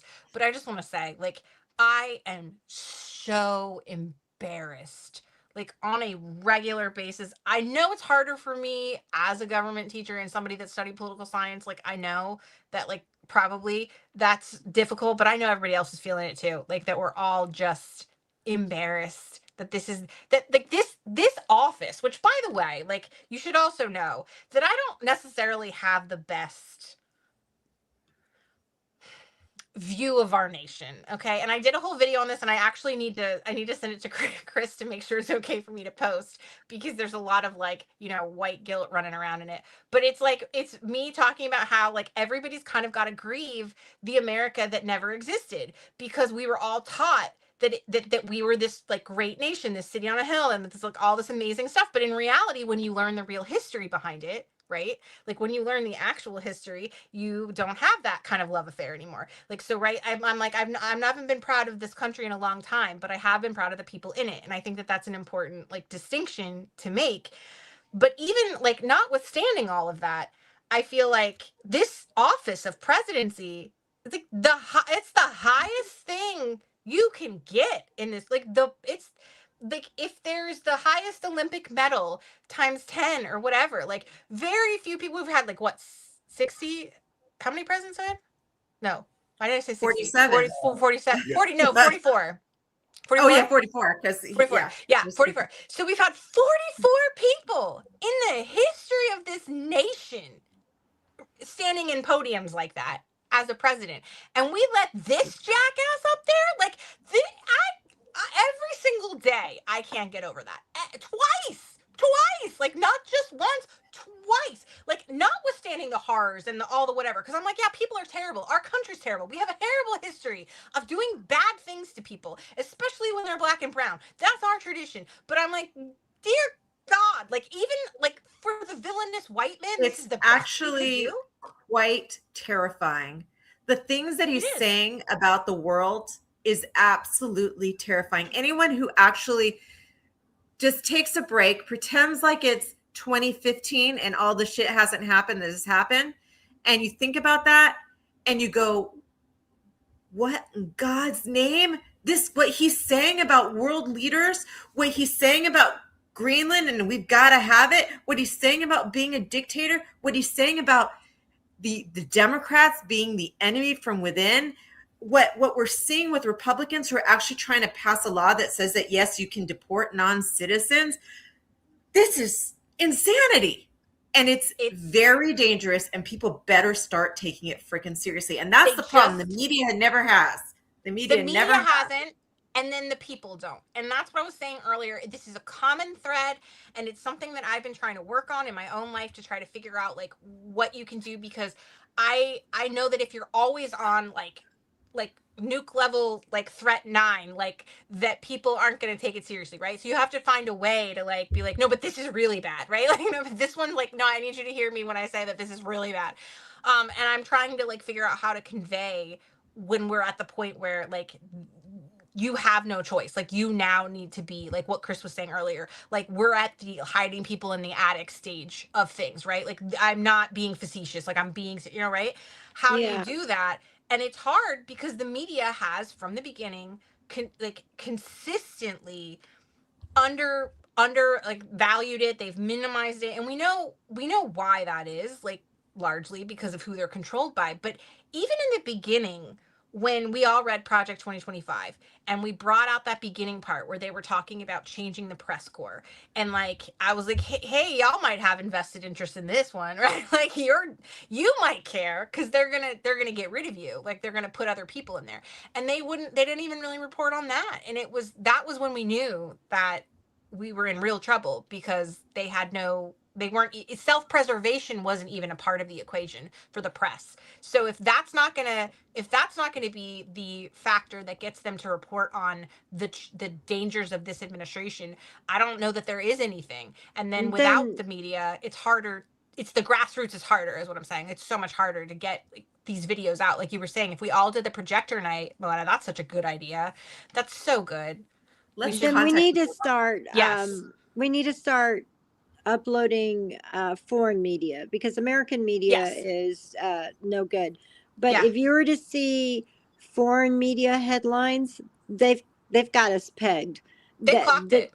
Yeah, they worldwide, they know what's up, and their headlines are devastating towards America. So we need to just start doing their front page news and downloading it all over the place. I've seen this film before, they said, and we're not doing it again.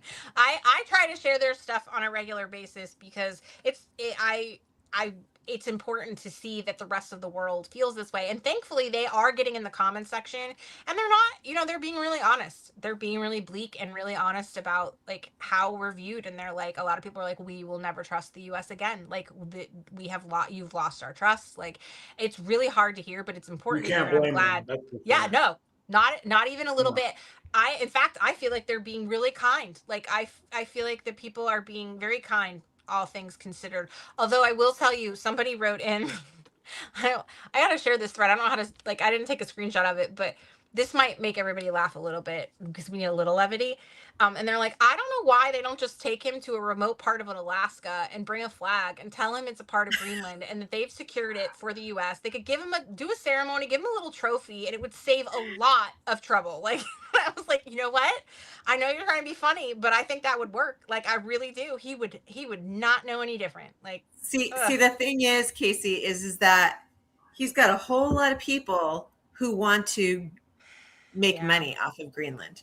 And so it's not only coming from him, but all of his billionaire buddies. He's the puppet. And the people that are pulling the strings are getting all this money for their black ops besties, right? Like all these people that have all their money tied up and stuff. I mean, it's like somebody pointed out was Doc tweet. Do you have that, Chris? The one that he wrote about the stocks, how everybody sold. Oh yeah. I don't know. I can so it was like the idea that he's manipulating the stocks. Right. He does this. He behaves in erratic ways. Yeah.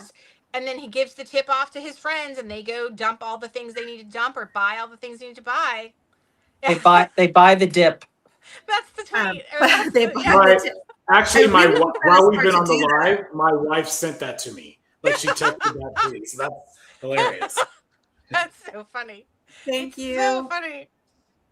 The one so good, but the it's- one good Xenia- thing that could come out of this though is if we truly become isolationist, not of our own volition, and the rest of the world cuts us off, there are things like the fact that we export a lot of natural gas that might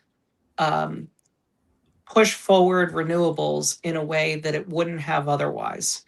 So in terms of the rest of the world, I can see where this might be some net positives in for them, not for us, we're fucked, but for them, they and there is a nugget of truth in what Trump has said about NATO and about the UN, in that there is a reliance on the United States that up to this point has been a good thing. It's given us power, but its power is now a negative. And the fact that the rest of the world is waking up to the fact that, we can't rely on the United States anymore. We can't let them solve our problems. Not for the reasons that Trump wants, but for the rest of the world's benefit. It will strengthen alliances among other nations. It will strengthen the economic ties of other nations, and it will hopefully create a counterweight that has not existed since the fall of the Soviet Union to an authoritarian like Trump. You're not wrong, but I don't like that because that is a lot of overfunctioning. And really, if we just step back and took care of our people, because that's the reason people aren't investing in their military the way that people here do, because Reagan's people had a hard on for the military, and ever since then, instead of healthcare, we have we have 55 million armies, right? We could fight 50 countries that don't exist. I don't know. It's the ship has sailed. This has told Europe that you need to remilitarize, and they will remilitarize.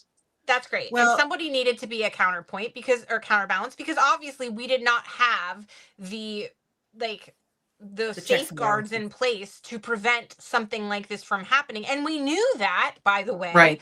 Anybody who studied government knew that. It was just a matter of time before somebody got into this position and we were going on a lot of gentlemen's agreements. Honestly, my students were always horrified. That was one of the things we would talk. We would specifically talk about stuff like this, and along with electoral college, were two of the things that were the most horrifying for them. Was what do you fucking mean? They couldn't believe it. And I'm yeah, that's America for you. Did you guys see Gavin Newsom's speech? It was pretty good. I mean, I like the part where someone said, canceled. When did you give a speech? Well, it was more of a discussion today. Okay.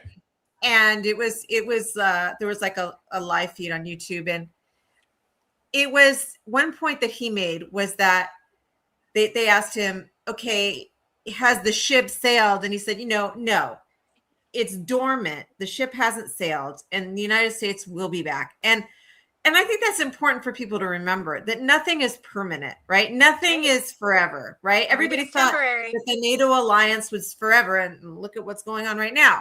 But I think that when we right this ship, I hope that people will not have written us off forever. We're going to lose economic alliance. We're going to lose power. I hope that we're not going to have an economic catastrophe, which is very possible with everything that's going on right now. But I hope that when this is all over and when he's out and we get democratic leadership again, that the world will come back to us and forgive us for what we have wrought upon the world right now. I think we have to have an electoral realignment, because I think without that, they're not going to trust that something has really demonstrably changed, right? Like, because I there think we has also to have be to that. circle back to we're only 1 year in. Like we Yes. don't know. Like it's this bad, and it's 1 year in. He's just getting started. So I don't think. I think predictions at this point aren't really like they're not. You could sort of predict, but it's kind of crazy. Listen to this. Okay, so Newsom's speech was canceled, but listen, he actually clocks what's about to happen. So this was yesterday morning. It's the United States alone that can protect this giant mass of land, this giant piece of ice, develop it and improve it and make it so that it's good for Europe and safe for Europe and good for us. And that breaking news. Switzerland. We just learned in the last few hours that a speech from Governor Newsom at the World Economic Forum was abruptly canceled. Just hours before, the governor was in the room when President Trump spoke to world leaders for more than an hour. It was remarkably boring. It was remarkably insignificant. He was never going to invade Greenland. It was never real. So that was always a fade. And so he says, well, we should negotiate. Well, everybody here has been willing to negotiate for a year.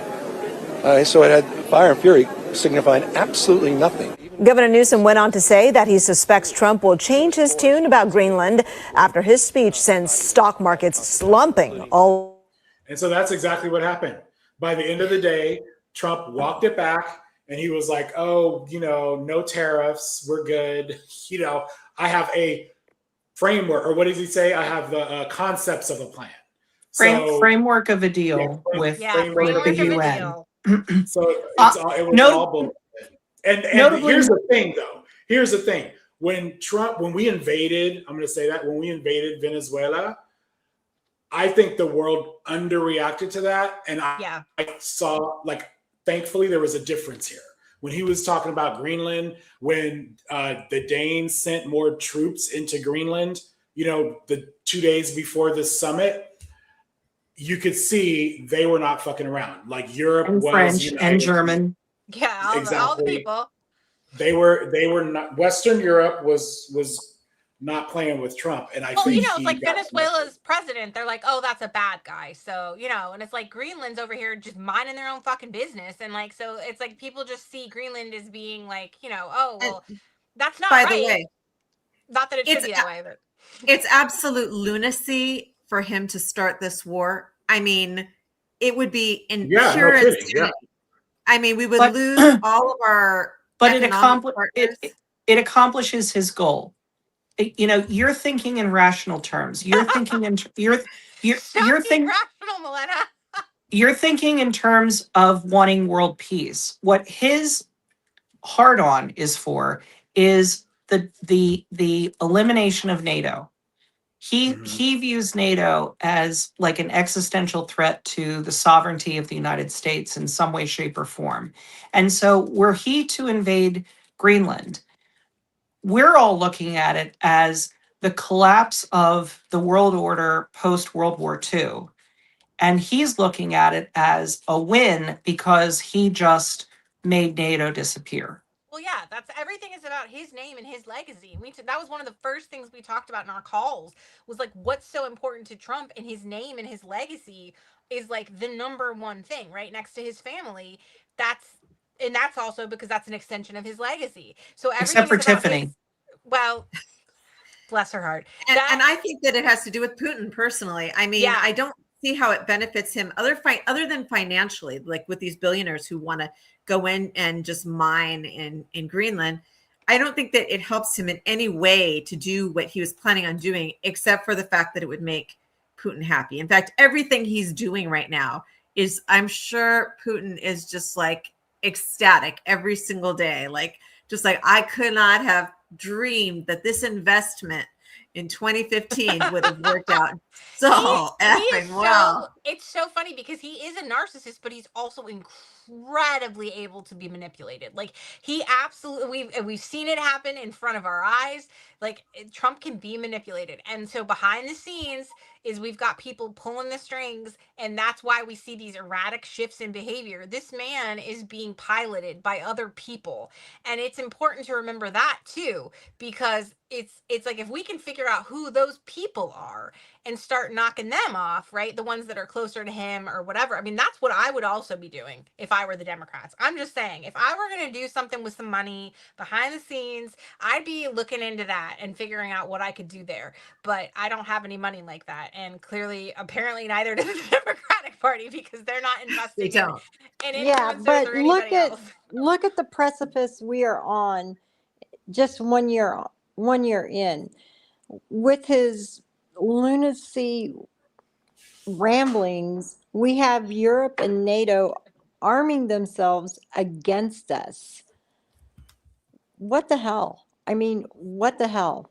Isn't it crazy that Europe has just woken up to the fact that he's we are now in the axis of evil with North Korea and Russia.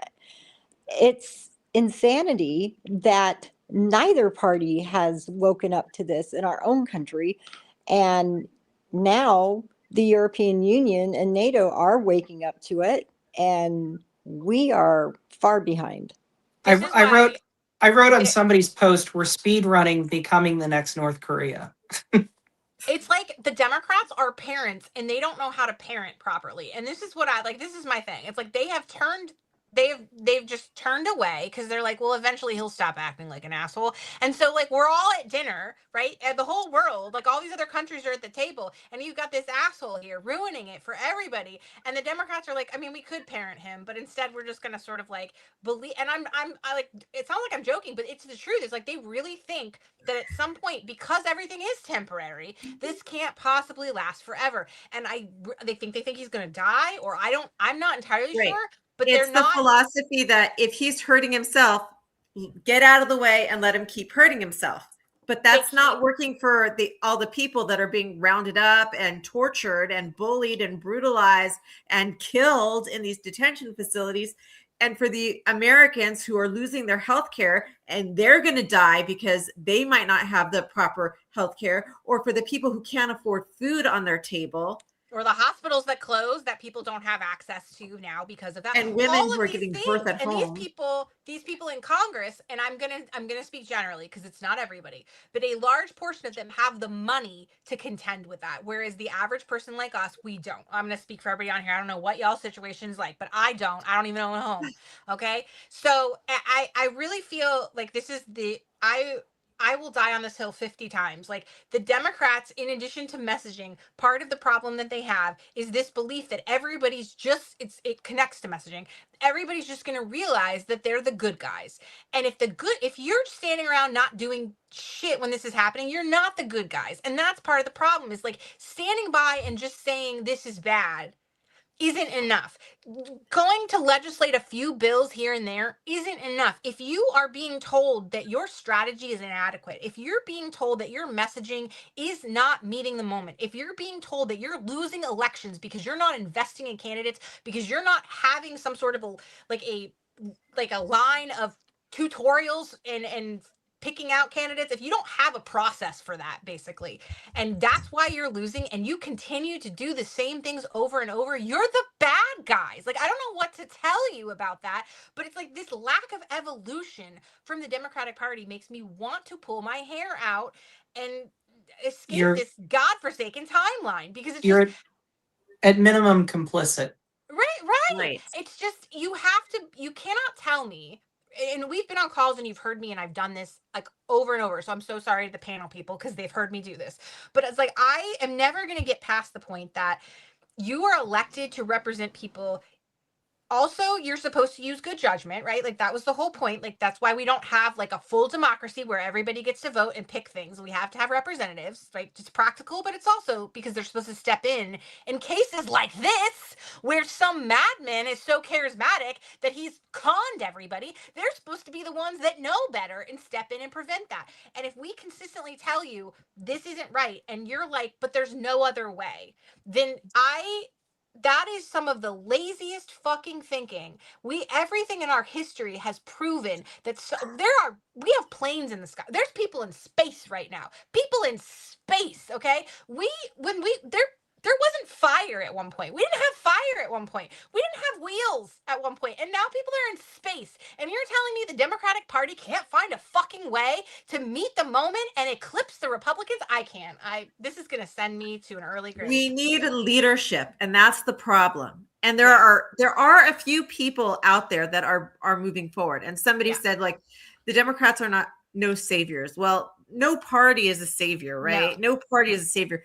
We need a leader. And that's the problem. And the Democrats need a leader. And unfortunately, Hakeem Jeffries is not meeting He's the not the one. here. Okay, fine. I'll do it. You'll do it, Chris? I'll do it. You'll do it. But we need a leader. And I will say that there's a few standouts of some governors and some other people, some people in Congress that are stepping up. Like, I am seeing Eric Swalwell continually speaking out again. He's not perfect, but I'm seeing him like bring it. I'm seeing. I don't need perfection at this point. Like, I'm not looking for perfection. I'm seeing Robert Garcia speak out about this all the time. There are some people, and I'm seeing Tina Smith, who's a senator from Minnesota. I'm seeing her speaking out about it because it's her state under attack. I'm not seeing Amy Klobuchar very often. I mean, I've seen her in a couple of engagements. And even when you're seeing her, she's like playing both sides. It's really the problem. I will never forgive her for Al Franken. So that's the end of that. I've been saying this, Tracy and I've been talking about this. Keep an eye on governor races. Like, help because honestly, Congress is dysfunctional right now. And if we can get more blue governors, it helps everything because that's the executive, and we need to, support them. I've got my eye on Abigail Spanberger. I'm really interested to see how she handles this because now that our state is like very blue, and we're going to start passing progressive legislation. They've already started doing it. Like, in one day, they passed the marriage equality. They codified abortion rights. I can't like it was all four things. They took away the ISIS partnerships with all of their law enforcement with the 287G reform that she did. Knocked it out. They just came in there and they're like, bam, she's gonna do great. But she's done some progressive things, even though she was considered to be a very moderate candidate because the Democrats had the capacity to do it. And I just wish that everybody could have that, like what Milano said. If everybody could just be in that mindset of this is temporary, but we have to invest in the future, right? Like, this is not going to be forever, but we have to invest in the future. So I know that at some point, the Democrats won't be consistently booed at the polls, right? There's going to be an electoral realignment. We're going to see a shift. We're going to see an emergence of either another party or a different kind of Republican Party. And we're going to see it kind of balance out more so that the Democrats don't have to carry every single group of people, and that the Republican alternative aren't the villains of terrible people. Like, right? Like that right now, it's hard for me to fathom how you could be a Republican. Like, I really don't. Like, how could you possibly want to characterize yourself as a Republican? I think a lot of people feel that way, and they're looking for a home. And it's going to take the right leaders, right? So we'll see somebody from the Republicans step up, not Marjorie Taylor Greene, but somebody else. And then you're going to see a Democrat at some point come up, and then you're going to see everybody kind of go, but that's going to be a while. So in the meantime, you have to think more broadly and speak more broadly and invest money in people so that they can share your stories and do some of the work, because candidates can't do it themselves. They're too busy like actually legislating. So like Milena said, we have to be the ones that do the work, but nobody wants to do it for people that are going to just get up in front of the cameras and both sides things when there are Nazis. Like, that's just not for the Democrats. I am extremely happy that Josh Shapiro shot himself in the foot this week by being petty against Kamala Harris. That was great. Because as a Pennsylvanian, I am telling you, he is not the guy. I have several friends that work in Harrisburg that are Democrats that are telling me that he is not the guy. And I could tell you that from last summer at the Kamala Harris rally where she introduced Tim Walz, and hearing Josh Shapiro speak at that rally where it's a vibe. And granted, it's the vibe I get, but it was the vibe that he felt very self-aggrandizing. And that was borne out in her book.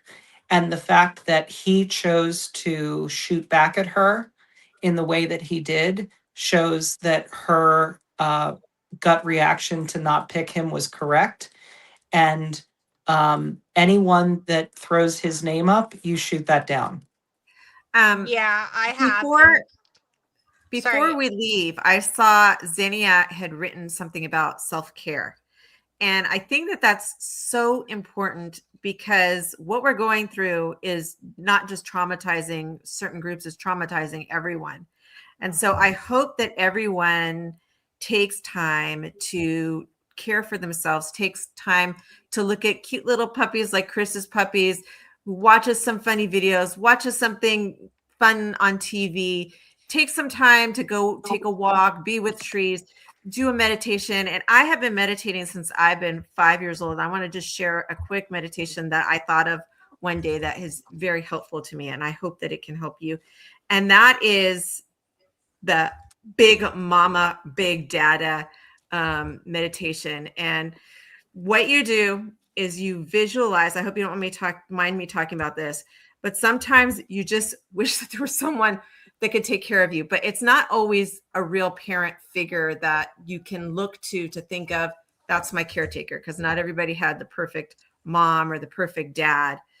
But what it is you visualize a bigger version of yourself, a giant you, picking yourself up in your arms, cradling you, doing whatever you can to soothe yourself, to take care of you, to take care of your emotions, to give you joy, to make you laugh, to distract you from all of the shit in this world. And yes, please give us the magic of the little puppies. I want to see them close up. Chris, can you make it big? Look at that. Oh my gosh, look at them. They're so cute. Look, when they get on they start walking and they have their little cute bellies. Oh my gosh. That's so sweet. All right. Well, wait. I have a So hopefully that makes everybody feel better. I have a wait, Melina, were you done with your? Yeah, pretty much. Yeah. Okay. This is the in addition to that, I guess, like I would say, for some people who maybe are neurodivergent like me and have a hard time with meditation abstract it's hard. I do try, but it is hard. So this is a practical guide that I went through with my therapist today and we worked out. Because the bottom line is that it is not normal life and you will not be able to find real balance in the way that you can do everything, right? But you are going to have to take time for yourself. You're going to have to separate out and take time. So for the people who are struggling, what we came up with is make a list of your negotiables and your non-negotiables, right? And so you look at tasks now as, is this absolutely necessary and does this need to be done?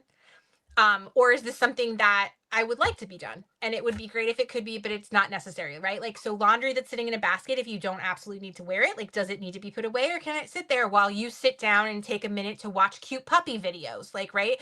Whatever you do to take that time to nurture yourself, which is very important and needed to balance all of the horrors. So trying to figure out in kind of assess what your non-negotiables are and doing those first, knocking those out. And then if you have room for a negotiable, that's great. But if not, then you just let it go and go watch your puppy videos or your murder shows like I do, the foreign murder show, like whatever it is for you, gardening or whatever activity that you're going to have to do more of because there's so much badness, but let some of the non-negotiables go. And that sounds silly because it sounds like something that we should all just know. But I think you need to be given permission at this point to know that this is not normal life. And that you are not expected to cope normally and that your house is not expected to look normally. And if anybody is saying that to you, then they're on the side of the fucking Nazis. And you need to remember that. Okay. And coping ahead is like such a great way to do it, to like find a little piece too. And that's like getting good at something, whether it be knitting or crocheting or a musical instrument or singing or some kind of sport. Getting good at something makes you feel good about yourself. So working on something, it helps you to cope ahead so that you feel good about yourself and about the world for at least that little bit of time. Wait, do you have the slide, Chris, to put up the call to action? Because I can't put it up. Okay. I'm going to put it up. So I didn't fix it either, I wanted to so share this sorry. video with you guys. I'm sorry? I didn't fix it either. So sorry, guys. The formatting's not great, but just it says what it needs to say. So it's fine. Okay. Go on, Chris. So we're going to play this video first because there is hope. There is some fissures in the blockade. A familiar dilemma. Should they give DHS even more money as the government barrels toward another budget deadline at the end of the month?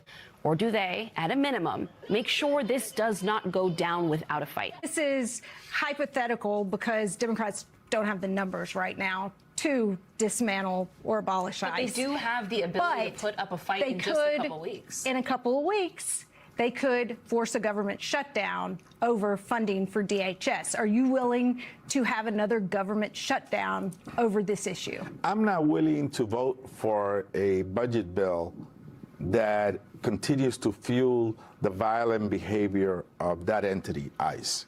I'm not willing to vote for a budget bill that doesn't present any major changes to the current condition, which is an entity that has become a very aggressive and violent weapon.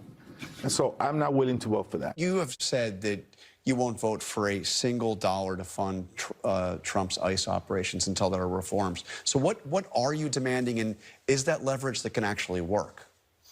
Well, what I'm saying is exactly as you quoted, that I am not going to cast a vote, not one dime, to support this lawless, brutal Trump ICE operation.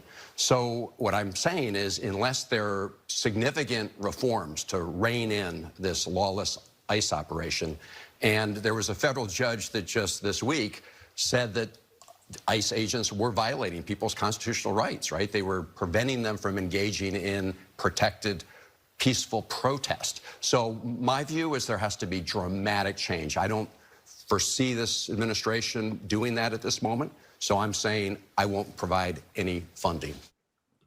So we need every Democrat in Congress and the House and the Senate. I mean, the House needs to keep talking. Like, they need to be speaking on this too, even though they had their vote. The Senate needs to, we need to call our senators. Casey, go ahead. Casey made this graphic. Yeah, sorry. I made this before I knew that the House was going to act so foolishly. Sorry. Yeah. My bad. I would have said Senate because when I made this, I had the hope that we were going to stop it in the House. But now call your senators. And so what you're going to want to do is tell them that you don't, like, I would just keep it simple and just say that you don't want any of your money funding ICE, funding Department of Homeland Security, and that you want this government shut down until that changes. So, right, like, just for them, and just say you want it shut down. Don't get, you can just write it down. Write a sentence out. I actually have a video I'm going to publish tonight where I tell you a script, right? Like, it's really easy. You just say, I've seen the horrors. I've seen, like, whatever you've seen that hurt, like, is bothering you, say that explicitly. I don't want my taxpayer money funding that. Vote no. And then what I said was, like, I would like a call back if you plan to vote yes. If you vote yes on this, you absolutely need to call me or send communication or do something. I need to hear from you because I need to understand what the fuck is wrong with you. I did not add that last part in, but, like, like, you can, whether they will or not, that's, I can't say, but I would say accountability wise, like, that you plan to hold them accountable, like that this is a deal breaker for you, that if somebody supports this administration and what ICE is doing, share this with your friends and neighbors. Like, so you need to be like, hey, did you call your senator? Because you've looked it up and you know who it is. So now you're like, hey, did you call Senator Kane? Like, or whoever your senator is. I have them saved in my phone. Here, let me show you. And I'll show you in the video later. But, like, you can go ahead and save your people so that every single time you call them, you can see, like, oh, look, I know who that person is. And you can give them cute nicknames or mean nicknames or, like, whatever you need, so that it's always there and you don't have to call the switchboard. And then you can share that contact with your friends and family. You can send a group text to your family members, right? Like, hey, everybody, you're on a group chat now. Here's my senator's contact information. Can you go ahead and call that office? And you're going to get a person. You tell them you're going to get, like, an intern that's answering phone calls probably, and just give them your name and tell them that you don't want them to vote for the spending bill. But they have to record it. They have to take the note down. Yes. They yes. have to. Right. And that's really important. You don't have to do it when you're at home. You don't have to carve out time. You can call. I call on my commute. Like if I'm stuck in traffic, I'm dialing that number, and maybe I'm spending 10 minutes. And the thing about calling Republicans, like you might go, why am I wasting my time with Republicans? Is that these calls are counted nationally. So your call to your senator might not make a difference to that senator, but it might take pressure off other Republican senators who might be voting in that way. Yep. So by calling somebody here who says they're from Alaska and they don't have Democratic senators, you should still call, especially Lisa Murkowski. Especially Sullivan, Republicans, because they will hide and say that, oh, well, like our constituents don't want it. You do not give them that. Do not give them that piece. And by the way, especially if you have family members who are moderates or registered Republicans, because if they're willing to call and say, I don't like this, like I want secure borders, but I don't want this, and I don't want you paying for this, then that most people are on your side. So it would be really impactful. Ask your family members if they do feel that way, if they are not willing to call, if you can call for them. Yes. And you can even use their phone. You can even do it right there with them so they see what to say and how easy it is. Or if you're really renegade, you'll just do it anyway. And just remember, everybody, everything that's happening right now with ICE is in our name because our tax dollars were used to fund this. People gave up health care so that ICE is funded. Yep. So this should piss everybody. They're forgiving their student loans. Y'all are out here. We're paying our student loans. They're forgiving ICE officers their student loans. They don't have to pay their student loans back. That's crazy. Also, if you think about it, and I need you to think about it this way, it will feel like you're not doing anything. It will feel like it is impossible to get anybody to listen to you. And you're right, if it were just you. But if everybody, like not even everybody, we don't even need everybody. We just need like a little bit more people to do this. And then I promise you it will make an impact. I promise you that when they start realizing that their campaign dollars are impacted by this, and that they will not get elected if they keep supporting this administration, we will see the tiles start to fall. I don't know what game is that when they, whatever. I have a friend. I have a friend who, during the healthcare fight, called all the senators and just looked up names and addresses in every state because they sometimes will ask you for an address. And use like Google Voice to do it. So, it didn't necessarily always have the same area code but it's okay because a lot of people don't have the same area code as their their phone, right? Yeah, I mean, I have friends who have moved. I have a Florida number. Yeah. Right. So anyway, that's an idea. You can write, and Democrat or Republican. And I mean, Republicans are feeling the heat too. Why do you think they're so afraid to do town halls? That's exactly it. That's and exactly those are the it. best town halls. I mean, I love Republican town halls because they're getting dragged for film. Bonuses if you have social media accounts and you're willing to record yourself or take a picture or something to show other people that you've done it, because if more people are sharing that out, that's also, they can't deny at that point. Republicans can't say this isn't happening if people are calling and leaving them voicemails or talking to people in their office. So if you feel comfortable sharing something like that so others can learn from you, like do that, tag people and start tagging celebrities too. Hell, like tag everybody, just tag everybody in there. Get them all involved. All right, guys. Be careful with that, though. My dad got banned from Twitter for doing that. Maybe Facebook. All right, everybody. I'm tagging messy. Messy. We're wrapping, but we'll be back next week, same time. Thanks, everybody. Hey, thank you very much, Chris. Thanks, everybody, for the chat. We really appreciate the comments.